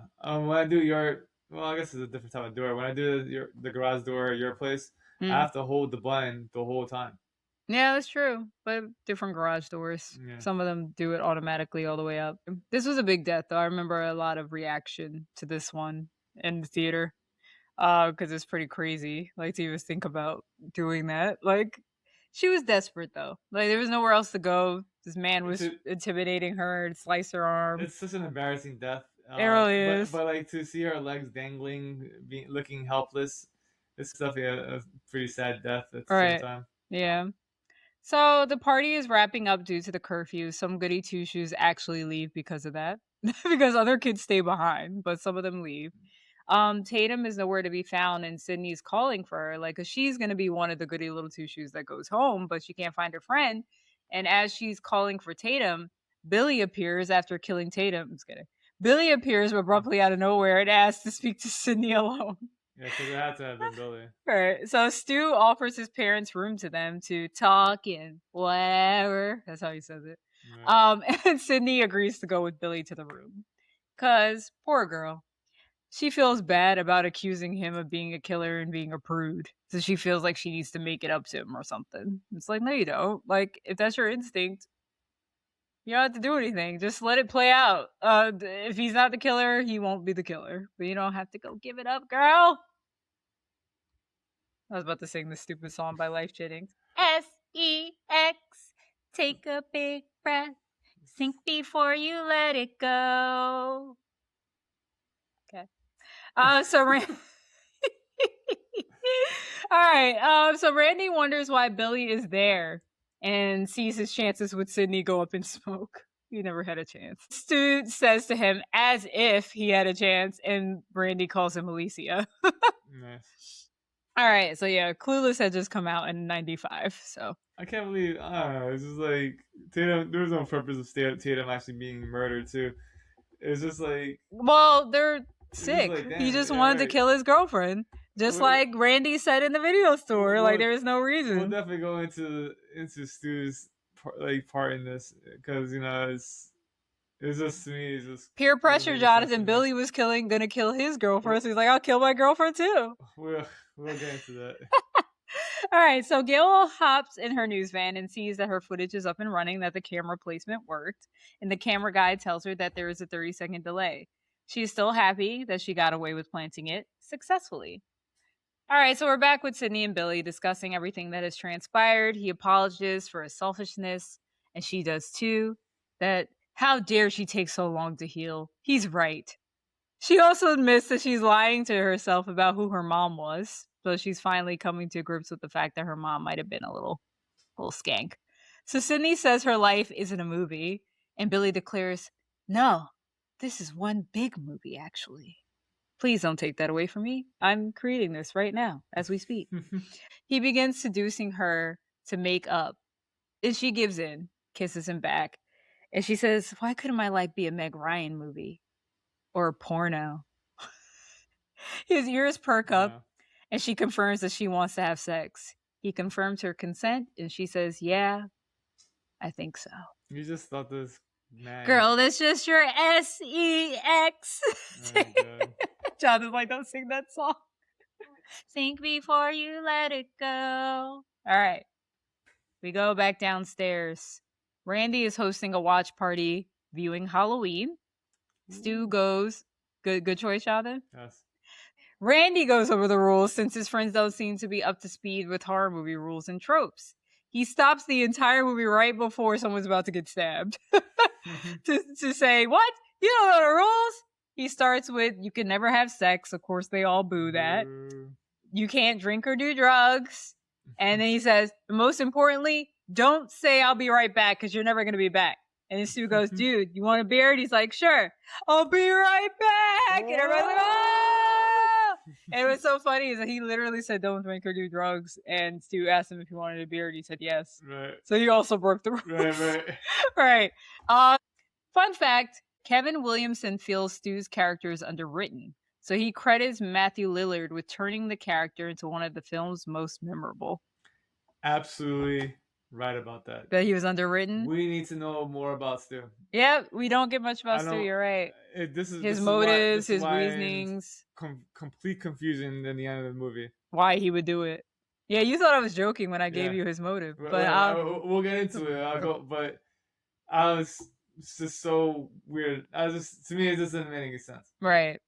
All right, so back in the news van, Gail's eyes are glazing over watching this boring-ass conversation because to her, the rules conversation is stupid.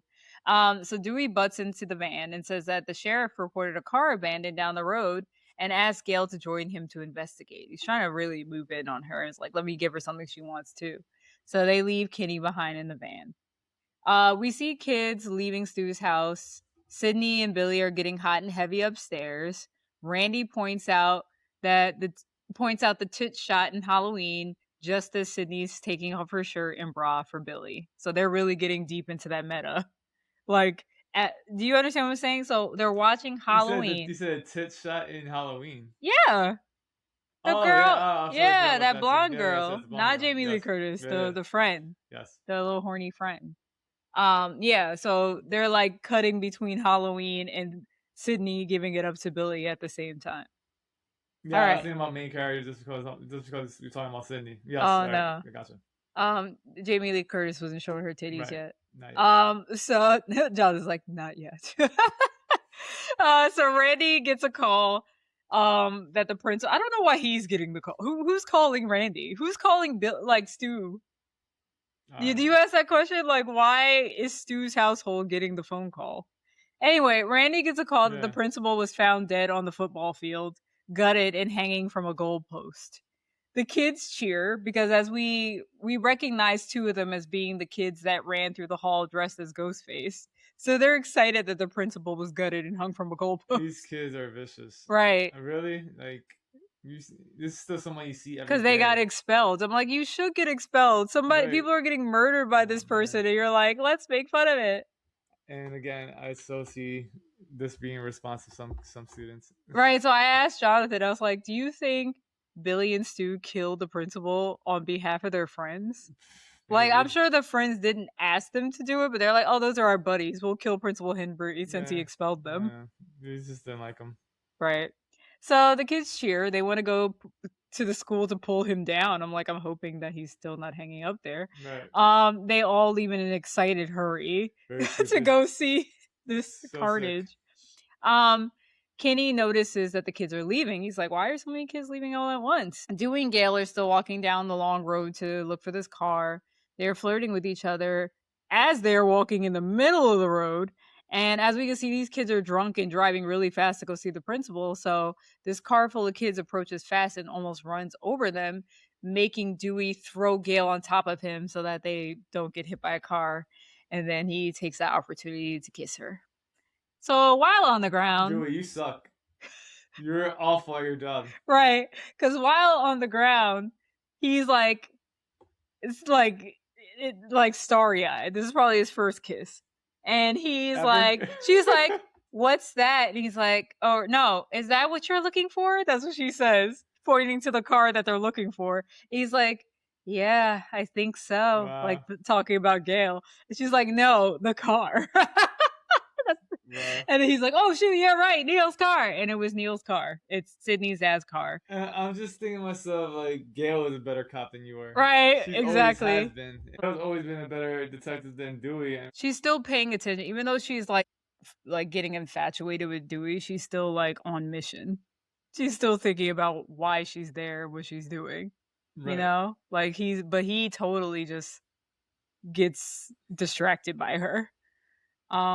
But anyway, like once he sees the car and he's thinking Sydney's dad is the culprit, he hurries. He wants to hurry back to the house to let the kids know what's going on, because the dad could be there getting ready to kill everybody.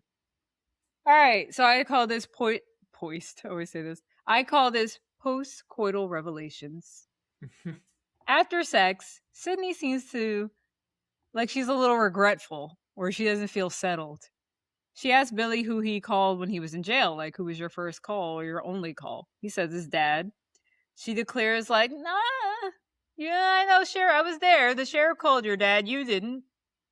She questions him, and he feels like she still thinks he did it. Like somehow she still thinks he possibly was getting ready to kill her. And she tells him she doesn't think he did it. Like, I don't think he did it. You have an alibi.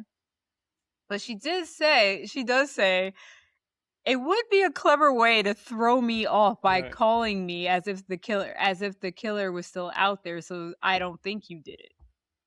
So it's like, if you felt that way, maybe it really did come to her in that moment. But something tells me she thought about that earlier. Right. See, it's just like, so like, what, girl? Trust your instincts. Right. I mean, like, you seem like if you really keep thinking that your boyfriend is the murderer, why would you give him your vagina? And why did you even stay with him to begin with if you think he was capable of doing something like that? Right. So he seems suspicious as he looks at her intently and asks, "What do I have to do to prove to you that I'm not a killer?" I'm like, you're really not proving it right now. Right. But, and I say that, I said looking like a whole serial killer while he's saying it. Sydney looks fearful of him, but then notices someone behind him, and it's Ghostface. Billy doesn't look behind him and gets stabbed multiple times by Ghostface as he reaches out to her and appears to die. Oh, maybe it's not Billy. Right. I mean, at that moment, you would have to think that, right? Ghostface wipes his knife clean and then goes after her. She runs through the house away from him and heads to another room and blocks the door. She tries to scream out the window. She gets the window open, crawls to the roof. Ghostface gets in the room and forces her to fall off the roof onto a car. She's safe, though, because she falls onto a tarp that's like over the truck. And when she gets up, she notices Tatum dead in the garage door. And she runs away, gobsmacked. I just like that word. She's gobsmacked. I didn't know how else to explain it. Like, she didn't scream, but she was kind of like, she was just like, oh! And like runs away. I think that's gobsmacked. Made Mellow ears pop up. Oh, I'm sorry, baby. I'm sorry. Randy is sitting alone in the living room watching Jamie Lee Curtis run away from Michael Myers, not noticing he's behind her as Ghostface approaches Randy from behind, not noticing Ghostface is behind him. Ghostface is getting ready to stab him as he shouts at Jamie to look behind her. He is about to die, but Sydney's cries for help distract Ghostface, and he leaves Randy alone for now. So what was funny about this meta moment is that they did this on purpose too, because his name is Jamie in real life. Jamie Kennedy, Jamie Lee Curtis, And Yeah. he's like, Jamie, look behind you. So I was typing this out. I was like, oh, why am I typing Jamie? I was like, oh wait, no, this is Jamie Lee Curtis, not Right. Jamie Kennedy. We're talking about Randy. I was like, they got me. So so Sydney is running through Stu's property, and I say that because the property is huge. And she's looking for help. She finds Kenny in the news van and slams the door shut. On the surveillance cam, Kenny sees Randy getting ready to get stabbed and screams at the screen, "Behind you, kid!" So it's As if like, he's watching a movie himself. right? So it's like, yeah, it's like Randy watching Jamie in a movie as the cameraman is watching Randy in a movie. It's Right. very meta. It's like he Mhm. starts to go crazy. I love this movie. It's a great Right. movie. So he jumps out of the van and sees the front door and stops in his tracks, realizing that his feed is on a 30-second delay. So it's too late. He's realizing that whatever happened in that living room happened 30 seconds ago. Mm. At that moment, Ghostface appears and slices the cameraman's throat, and he dies. Oh, Kenny. Sydney slams the door shut, but not before she is stabbed in the arm. Ghostface tries to get in, and she's able to sneak out the car while he's stuck in the car trying to go after her. She runs through the woods trying to get away. Poor Kenny. Right. He never had a chance with the name Kenny. Oh, South Park around Yeah, then? South Park. Was South Park around then? In Yes. 1996? I'm pretty sure. Is that old? I thought you were going to say 99. I 98? Honestly, yeah, you might be right. Yeah. Either way. All right, Jonathan, who's the real killer? Let's find out. We said it like a million times throughout the movie. Right. Gail and Dewey are just making it back to the front of the house. Dewey tells Gail to call the sheriff for backup. Dewey heads into the house as Jamie Lee Curtis screams on screen in the Halloween movie still playing on TV. He goes through the home looking for Mr. Prescott. Big job for Dewey. This is a big moment. Like, he's going through this house where he thinks the murderer is alone. The appearance of Michael on screen and Jamie's scream startle Dewey as he moves through the living room. Of course. Of course, Jonathan says. Gail runs into the van shouting to Kenny to get the cell phone. She notices the van is empty and Kenny is missing. Uh-oh. Then she notices blood all over the van and on the ground under her shoe. She jumps into the van and closes the door. She dials 911, but Randy shows up at the door of the van out of nowhere and Gail bops him in the head with the phone. Damn. Poor Randy. Yeah, he got hit hard. Right. She starts up the car and leaves him behind. The windshield wipers start up and blood is all across the windshield. And then Kenny's body falls across the front window, blocking her view. And even in this moment, she's like, Kitty, I love you, but you get your fat ass off of my windshield. So she moves the car so that Kenny can fall off the roof. She looks away for a second and turns back to see Sydney in the middle of the road waving her hands for help. She swerves to avoid hitting Sydney and crashes into the woods. Damn, Gail. I don't know why she looks away from the road. I'm not sure what she's looking at, but whatever. Sydney runs away because she's like, damn, Gail still can't help me. And runs away calling for Dewey. She's like, maybe Dewey can help. She heads back to the house where Dewey is seen leaving the house, looking weak. Jonathan, did he accomplish his task? Looking weak? Yes.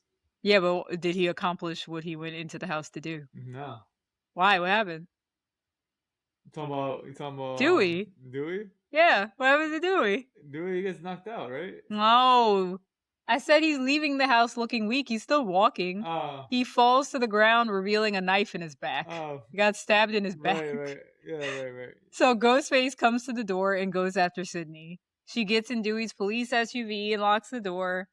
She's looking for the keys, obviously, to start the car, but Ghostface taunts her with the keys because they're in his possession, and then he disappears. He just disappears out of the blue. He starts popping the locks, and she moves quickly to keep them down. She uses the police radio to call for help. As she's doing that, the trunk is opening slowly, indicating that he's getting in behind her. And I would like to say that Primate took this scene. You remember the movie Primate, Jonathan? He opens the trunk, the ape. The chimp. Movies that have done this. A lot of movies have done the trunk open. I feel like they have. It doesn't matter. Anyway, so he grabs her from behind and chokes her. She fights back and gets out of the car. And these moments start to make you realize, like, this is a straight up human teenager doing these kills because easily she fights back and he's like, like falling Yeah, he's everywhere, like very. He looks like a clumsy. klutz. He's Yeah. clumsy, yeah. She has no choice but to run towards the house. Probably the last place you want to go, but It's how I yeah. picture Matthew Lillard actually running and running Right, around. Matthew Lillard as a serial I feel like killer it has to be him doing most of all the these time. movements. At the front door, she grabs the gun out of Dewey's holster.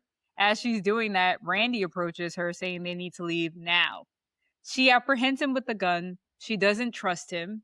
Then Stu comes up and accuses Randy of being the killer and tells Sydney to give him the gun. So that's already like, why should I give you the gun? Right. Randy and Stu continue to accuse each other of being the killer. She doesn't trust either of them and slams the front door shut. Probably the safest thing to do. Right. Billy comes stumbling down the stairs weakly after being stabbed. We thought he was dead. Sydney runs over to him to help him, but she still has the gun in her hand. She's like, I'm not putting this gun down. She picks him up and he tries to take her to the door, like we should leave. She doesn't want to go outside because Randy and Stu are out there acting crazy. He convinces her to give him the gun because like he got stabbed, so it looks like, he's a victim. Yeah, why would you want to get stabbed? Right, and this is her boyfriend that she's accused one too many times. So she trusts him. He takes the gun and he opens the door, letting Randy in. He declares that Stu has gone mad, that he's the killer. And then Billy turns around slowly and says, we all go a little mad sometimes, and shoots Randy. Where's that line from, Jonathan? We all go a little mad sometime? You don't know where that's from? Psycho. Is that? Oh, Psycho. shoot, I was gonna say that. Oh, I'm sorry. I was trying to move on. Sorry. Yeah, sorry. Sydney goes to check on Randy, and she's like, fuck, I was right. And I just gave up my sex to him. Girl, that's just your XCX. Think before you. Okay. Jonathan's done with me. All right. So here we go. Billy licks his blood and said it's corn syrup. Same thing they use for pig's blood in Carrie. Sydney runs away, but she runs right into Stu. He takes out his voice modifier. I don't know if that's what it's called. I think that's what it's called. Maybe. Hey, why not? He takes out his voice modifier and reveals that he is also the killer. Hello, Sydney. Yep. Thank you. She pushes him away and runs into the kitchen. She can't believe it. She asks them, why are they doing this? She screams, F you! And Billy declares that we already played that game and you lost. Wow. Think before you let it go. Oh, God. They let her know that she dies no matter what she does. Like, they tell her the game she's going to play, she's going to die at the end. That's it. They're meaner to her than they are to Casey. They bring up Cotton Weary and admit that they framed him, which means they killed and raped her mother. So her boyfriend killed and raped her mom. And I think I also discussed with Jonathan, I was like, do you think they were dating while he did this? What? You mean Billy and the mom? Billy and Sydney. Oh, yeah, yes, right. Now I remember the conversation. Yes, Right. I don't know. Like, do you think before his mom walked out, they were like this cute little sweet couple? I mean, you brought up the point, like the fact that he said you haven't been the same since. Right. So that's why I was like, maybe you have a point of them possibly having been girlfriend and boyfriend before her mom got murdered. Yeah. Maybe that's how the dad and the mom met. Like Billy's dad and the mom met because of their kids dating. Maybe. Yeah, maybe. So Sydney wants a motive from them. She wants to know why they raped and killed her mom and they're trying to kill her. And Billy claims that they did it for her mom so that she could stop being a whore, flashing her shit around town like she was Sharon Stone. Favorite line in the movie. And let's face it, Sid, your mom was no Sharon Stone. Jonathan knows that me and Nisi use that when we're comparing somebody to something that's not as great. But the real motive comes out. Billy tells her Maureen was having an affair with Billy's dad, which is the reason why his mom left the family. He claims that abandonment not only f***ed him up, but obviously f***ed her up because her mom died, so she never was the same again. He's trying to compare the two of them. It's like, nah, fuck you up, man. You murdered my mother, dude. There is you up. And his reason for saying that abandonment effed her up is because she had sex with a psychopath. Yeah. He has a point, because she clearly felt some type of way about him and still had sex with him. Yeah, what's wrong with her? Yeah, there's something wrong with her. Does have an issue so poorly. Like, she has problems and she still felt like she needed to please him. Even feeling like there was something up. Think before you let it go, and you did. You let it go anyway. Anyway, so Stu taunts her for losing her virginity to Billy, making her not safe from dying in a horror movie, because John, what's one of the tropes in a horror movie? One of the main ones. You have to save a virgin. Can't have sex. If you lose your virginity, you die. So Stu gets excited out of nowhere about something, and he leaves the room to go get it. And while he's gone, Billy announces that this is the anniversary of her mom's murder, done by him and Stu. So Stu comes back with her dad. So that's what he was excited about. It's like, oh, look who we have here. He never left. We got him that night. So he's all tied up and battered. Obviously, it was a struggle to get him tied up. They plan to frame her dad for the Woodsboro murders. His motive would be that he snapped because it was the anniversary of his wife's murder. And Billy and Stu plan to be the sole survivors. They're going to be the final girls. They plan to make it look like they've been through a horrendous battle for survival, so they have to stab each other to make it look like a fight. Billy cuts Stu way too deep. So deep. And Sydney's just sitting here watching these two madmen destroy each other. Like, she's just like, I literally gave it up to a psychopath.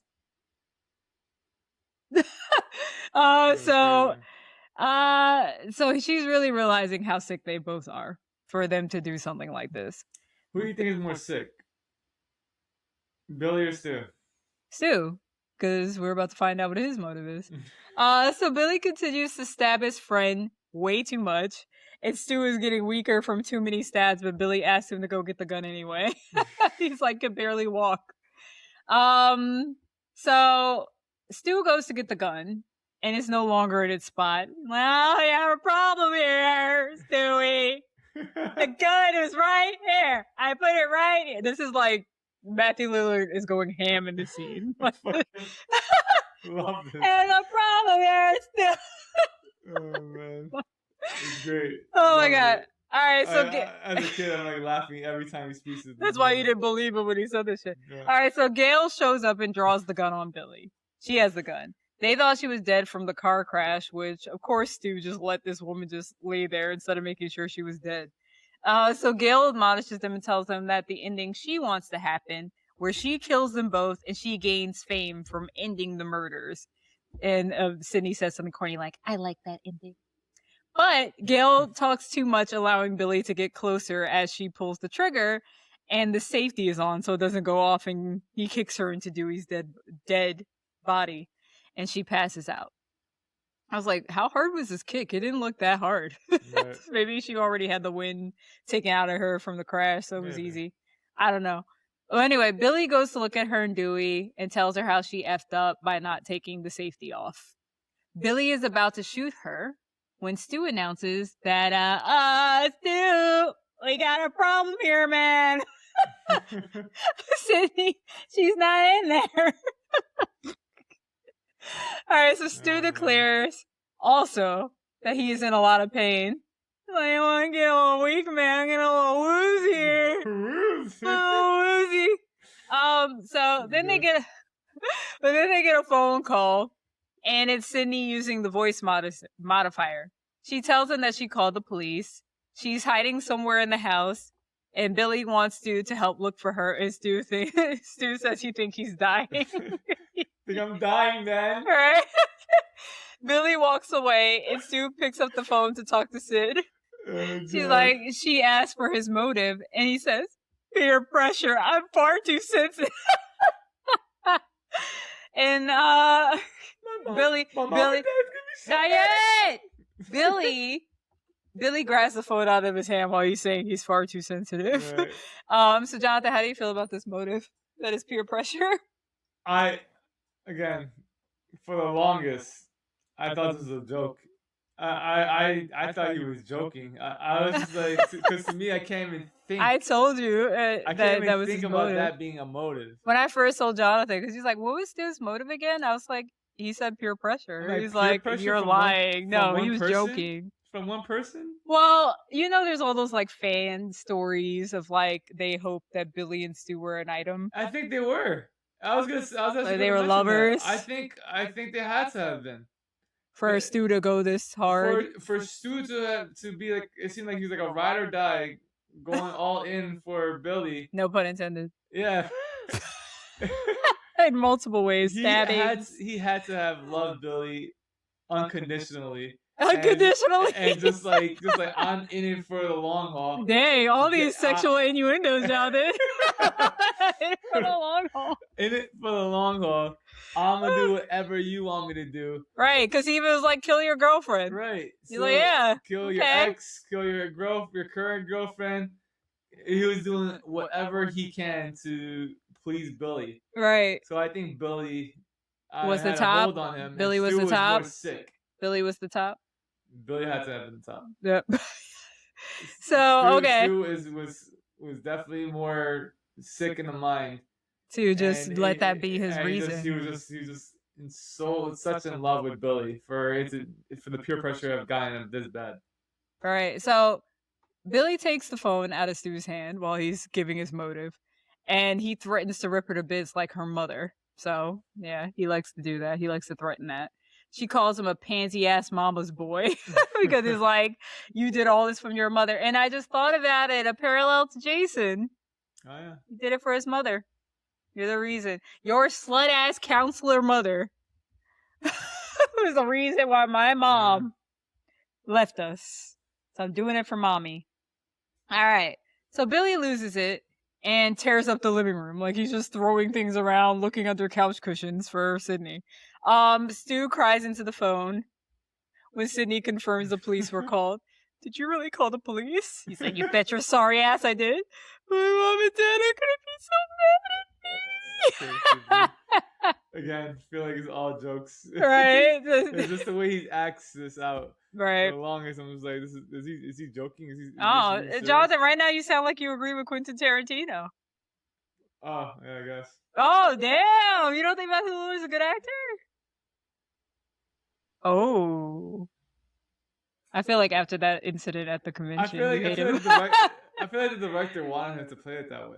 Oh yeah, well you just said Kevin Williamson. They would have definitely changed the way he did played that role. Right, how he like delivered the lines. Yeah. Well, after Billy's freak out, he had a moment. He crashed out for a bit. He actually looks around the house and decides to check the front closet. Before he can even open the door, Sydney bursts out dressed as Ghostface and stabs Billy with an umbrella in his wound and kicks him to the floor. Stu takes his last stand and charges at Sydney. She gets on top of him and punches him out. She runs away from him, but he catches up to her. He admits that he always had a thing for her. As she sticks her finger in his wound and he falls down on his back, she shouts, "In your dreams!" and throws the TV on his head. The TV sputters and spews on top of his head as he writhes around and dies. So that's the end of Stu. And now he has to deal with his parents. And we actually find out he actually did die from the latest movie. Yeah, because people were like, he could come back maybe from a TV electrocuting him. I'm like, I don't think so. Sydney finds the Ghostface mask, and Randy pops out of nowhere and scares Sydney. He declares that he's never been so happy to be a virgin. Billy punches him out as soon as he says that. He gets to Sydney and strangles her. He says, "Say hello to your mother." He is very, very angry about the mom. This pisses her off, puts a little extra oomph in her attack, and she punctures his wound with her finger. She likes doing that, like just stabbing them in a weak place. I mean, that makes sense. Yeah, smart. He screams and brings his knife up to stab her. Before he can bring it down, Gale shoots him and he falls backwards. He chokes on his own blood and dies. Sydney helps Randy up and they go over to Gale. Then they together go over to check on Billy. Randy warns them that he might come up for one more scare. Billy comes back and goes, and Sydney shoots him again and says, I hate this part. Not in my movie. I'm like, bitch, you already did it. Right. You did. I hate that line because I'm like, did they not think sense. about, like, you just wanted her to say something stupid at the end? Maybe she's saying, I didn't get scared. I was ready to shoot you again. I had to look at her face. I feel like she jumped. Anyway, so Neil breaks through the closet and really scares them because they're not expecting it. Neil breaks through the closet, scares them all. They go over to get the tape off his mouth and his hands. It is now the wee hours of the next morning. Dewey is seen being wheeled out of the house and still alive. Yeah, Jonathan's so happy. Yeah, so happy. Gail gives her report of what happened that night, still covered in blood and dirt, as the camera pans out, showing ambulances and news vans surrounding the house that is surrounded by beautiful and serene hills and trees. And it does really look like a nice place to live if there weren't murders happening. Yeah. Slow fade to black, and then there's a quick jump scare of Ghostface across the screen just to make the audience one more time. I didn't notice that. All right, I know. Obviously you didn't. But anyway, fact, the high school scenes were to be shot at Santa Rosa High School in California. However, very close to the shooting date, the school board read the script and denied the film to be shot there due to the violent nature, as they had been under the impression the film was a comedy, and the production was moved to Healdsburg, California. As payback, director Wes Craven put in the end credits under the special thanks section, and no thanks whatsoever to the Santa Rosa City School District Governing Board. I mean, that's not going to do anything. Honestly, it still puts the school on the map. Right, they're like, oh yeah, so everybody knows that they wanted to shoot here. But it's still funny to do anyways. Right. I'm sure he just did it for humor. I don't think he cared. Right. All right, so John, please let me know how you rate this film's rewatchability, character development, plot, and entertainment factor out of 5 cellular phones. 5 cellular phones. Honestly, it's 5 across the board for me. I definitely grew up with the film, so maybe that has something to do with my 5's ratings. But rewatchability, we watch it every year. This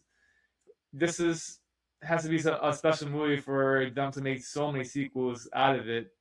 And it's funny that you say that because I'm just like, I cannot believe there's 7 films. Right. That's insane. There has to be a reason for it. And it's because it's special. It's a special movie. This is why I think it's rewatchable. It's character development, I give it a 5. We're seeing Sydney figure things out as the movie goes on.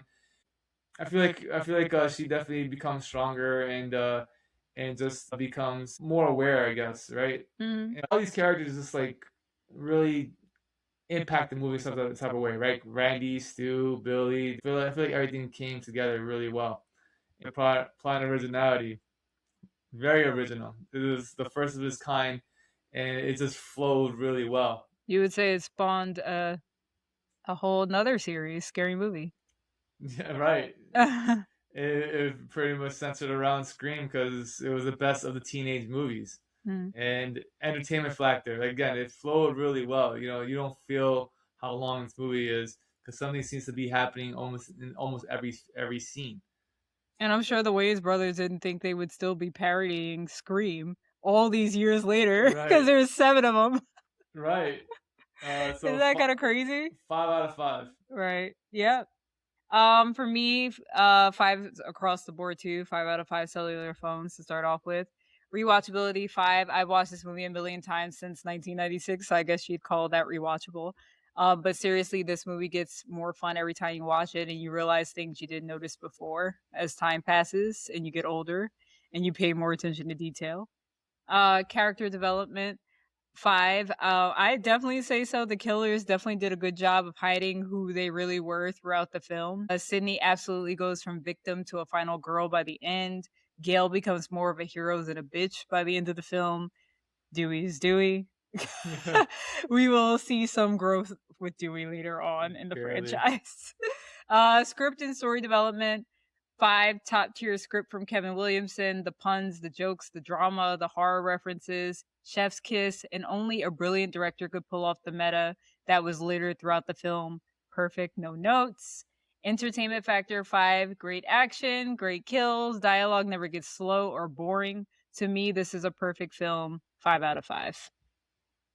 Last but not least, it's time for bonus features. Well, before we leave, Jonathan, I want to ask you, give me your Scream ranking. Go. All the Scream movies. rankings? What? All the movies. Off top. I can't do that right now. All right. 1, 4, 5, 6, 2, 3. Not 7. Wait, where's 1? 1. Oh, you said 1 first. Yeah, I said All right. 1, 4, 1, 4, 5, okay, 6, 2, 3. I heard 4, 5, 6. Like, whoa, I used to say 1, 2, but now I think I'm more along the lines of 1, 4, 5, 6, 2, 3, 7 doesn't rank. I think you're right. Yeah. I'll go with that same ranking. Honestly. 7 is a disaster, abomination. Yeah. But anyway, last but not least, it's time for bonus features, our throwback nod to the deleted scenes and extras we used to devour on DVDs. Here's where we share our picks for the perfect companion film. I, of course, said, I just gave you my ranking of the movies, watched the Scream franchise. Surprisingly, an amazing franchise still after all these years.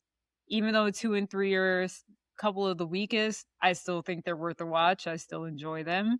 And crazily enough, Scream 5, 4, 5, and 6, amazing. Like, really, really good reboots of the franchise. We can get into the whole Melissa Barrera thing, but she had, I mean, her movies were great. I can't believe how they brought that back and made it good. I loved her character. She was vicious. Right. There's no final girl that does kills like she does. Well, it's because she, spoiler alert, was the daughter of Billy Loomis. So. Yeah. So crazy. Right. You know, she just overkills. Right. And I love it. I'm a huge fan of overkill. Wow. Maybe don't say that. Anyway. No, but I mean, like, to survive. Right. Yes, in these situations. I also recommend watching more Wes Craven films. R.I.P. Of course, respect the legend. Watch A Nightmare on Elm Street Part 1, Last House on the Left, Hills Have Eyes. I can't recommend Serpent and Rainbow. Did not like that movie. Cannot recommend Shocker. But I can recommend those 3. Very good, Jonathan. I knew you were going to do all those companion pieces because, you know, obviously, right? Sorry, I stole all of them. Scream franchise and Scary movie. Wes Craven movies, but like, you know, I would just go with the other types of movies, right? Teenage slashers. So like I know we did last summer, Urban Legends, even though it's the much lesser Kevin Williamson wrote. I think he wrote both of them. Kevin Williamson. Oh yeah, I think so. Yeah, so at least I know. It's you know, you think about any of those teenage slasher movies that they have these days, and Dawson's Creek. I feel like even like the remake of Texas Chainsaw Massacre has a kind of different feel to it with the teenage sense of it. It's just no, you just want to watch it because Jessica Biel's in it. It just felt a little different with the remake, huh? You just want us to watch it because Jessica Biel's in it. I mean, that's a plus. Okay. All right. Anyway, I thought you were gonna say scary movie.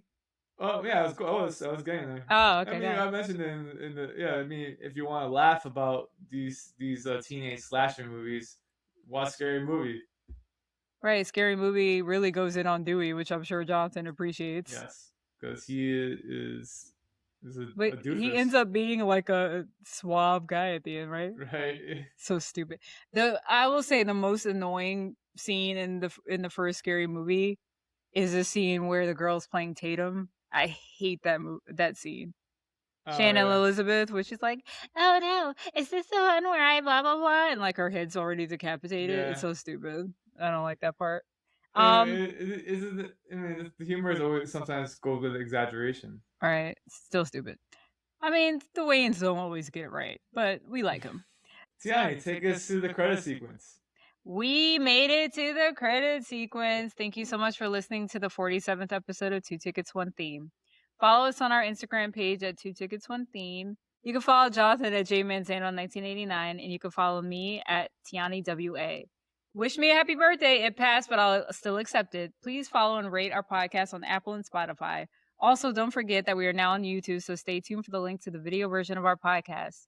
Thank you, and see you for the next episode. What will I pick next?